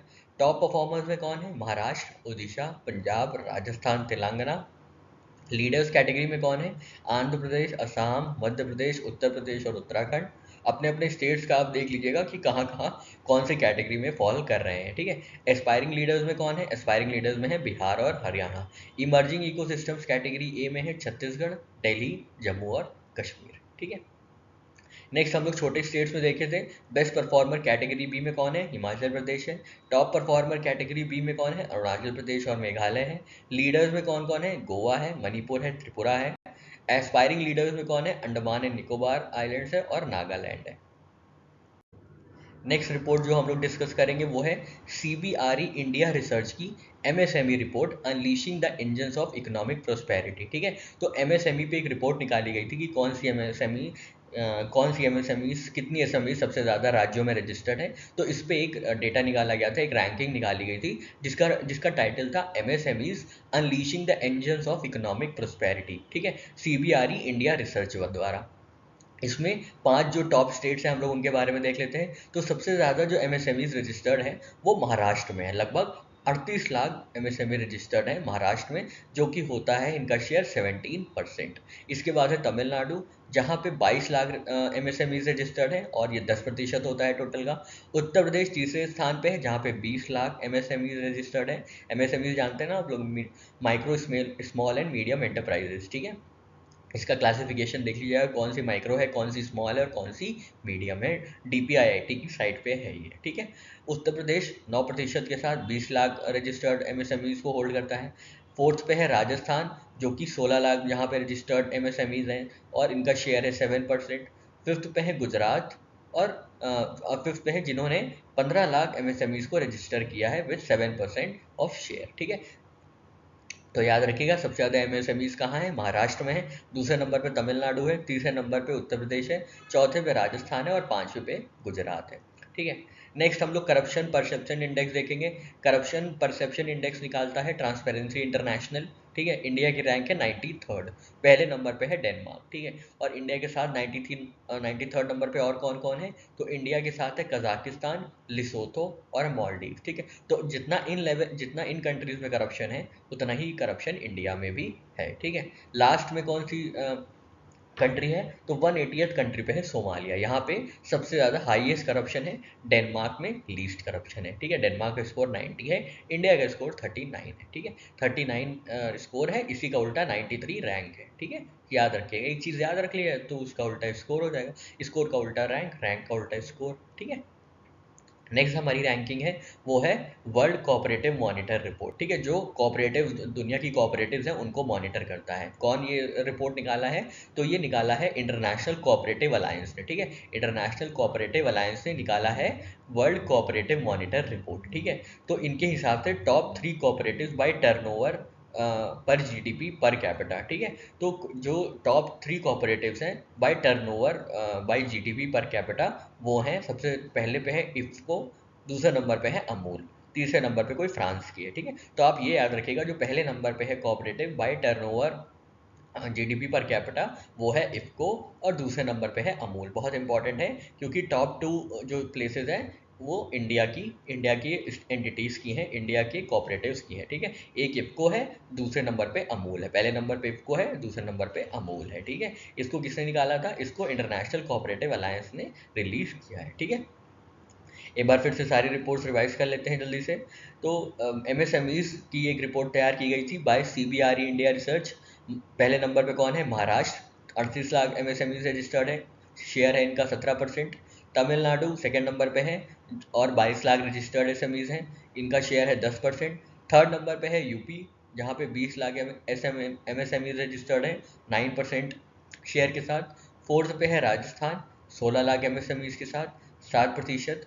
और गुजरात है, जहाँ पे भी लगभग 16 लाख एमएसएमईज हैं और 7% शेयर है इनका, ठीक है। नेक्स्ट है करप्शन परसेप्शन इंडेक्स, जिसमें इंडिया की स्कोर है 39 और रैंक है 93, ठीक है। इंडिया का रैंक है 93, स्कोर है 39, याद रखेगा। पहले नंबर पे है डेनमार्क और लास्ट पे है सोमालिया 180th रैंक पे। इंडिया की रैंक क्या है, 93 है, ठीक है। फिर वर्ल्ड कोऑपरेटिव मॉनिटर रिपोर्ट की हम लोग ने बात की थी, जो कि मेजर करता है दुनिया की कोऑपरेटिव्स को। तो ये किसने रिलीज किया है, ये इंटरनेशनल कोऑपरेटिव अलायंस ने रिलीज किया है। टॉप 3 कोऑपरेटिव्स में टॉप 2 जो है वो इंडिया की है। पहले रैंक पे है इफ्को इंडिया की, दूसरे नंबर पे है अमूल इंडिया की, ठीक है। इन 3 कोऑपरेटिव्स को किस बेसिस पे मेजर किया गया है, तो टर्नओवर जीडीपी पर कैपिटा के बेसिस पे मेजर किया गया है। लास्ट में हम लोग कुछ मिसलेनियस चीज़ें देख लेते हैं। तो एक नई रिपोर्ट आई है जिसका नाम है state of world's migratory species report, ठीक है। तो ये पहली बार निकाली गई है, first ever state of world migratory species report. Migratory species कौन होते हैं, जो एक जगह से दूसरी जगह पे चले जाते हैं, ठीक है। इसको कब रिलीज़ किया गया था, इसको 14th meeting of conference of parties to convention on conservation of migratory species of world wild animals COP 14 में रिलीज किया गया था, जिसको कहा जाता है बॉन कन्वेंशन के नाम से, ठीक है। एनवायरनमेंट में हम लोग बॉन कन्वेंशन के बारे में पढ़ेंगे, ठीक है। इसका ये कॉन्फ्रेंस कहाँ हुई थी इस बार? तो उज़्बेकिस्तान में होस्ट की गई थी 12 फरवरी से 17 फरवरी तक 2024 में, ठीक है। तो वहाँ पे state of world migratory species report release की गई थी। याद रखिएगा कहाँ पे? उज़्बेकिस्तान की कैपिटल समरकंद में, ठीक है। उज़्बेकिस्तान याद रखिएगा, ठीक है। इसका स्लोगन क्या था? इसका स्लोगन था नेचर नोज नो बॉर्डर्स। किसका स्लोगन? ये जो कॉन्फ्रेंस हुई थी, conference on sorry convention on conservation of migratory species की जो कॉन्फ्रेंस ऑफ पार्टीज हुई थी, वो कहाँ पे हुई थी? उज़्बेकिस्तान में हुई थी। समरकंद इनकी कैपिटल है, वहाँ पे हुई थी और इसका स्लोगन था नेचर नोज नो बॉर्डर्स, ठीक है। नेक्स्ट है पहला international conference on steel slag road कहाँ पे होस्ट किया गया? तो वो न्यू दिल्ली में होस्ट किया गया, ठीक है। पहला international conference on steel slag road, ठीक है। The conference was jointly organise by council of scientific and industrial research, central road research institute and PHD chamber of commerce and industry, national effects chamber, ठीक है। तो याद रखिएगा international steel slag road को किसने organise किया है? CSIR ने, सीआरआरआई ने और पीएचडी सीसीआई ने। कहाँ पे? न्यू दिल्ली में ये ऑर्गेनाइज किया गया था, ठीक है। न्यू दिल्ली में ऑर्गेनाइज किया गया था। नेक्स्ट है climate action fund. Climate action fund किसने लॉन्च किया है? तो ये अजरबैजान ने लॉन्च किया है, जो कि होस्ट कंट्री होगा COP29 का, ठीक है। कॉन्फ्रेंस ऑफ पार्टीज का 29 का होस्ट होगा अजरबैजान, जिन्होंने लॉन्च किया है क्लाइमेट एक्शन फंड, ठीक है। क्लाइमेट फाइनेंस एक्शन फंड इन्होंने लॉन्च किया है।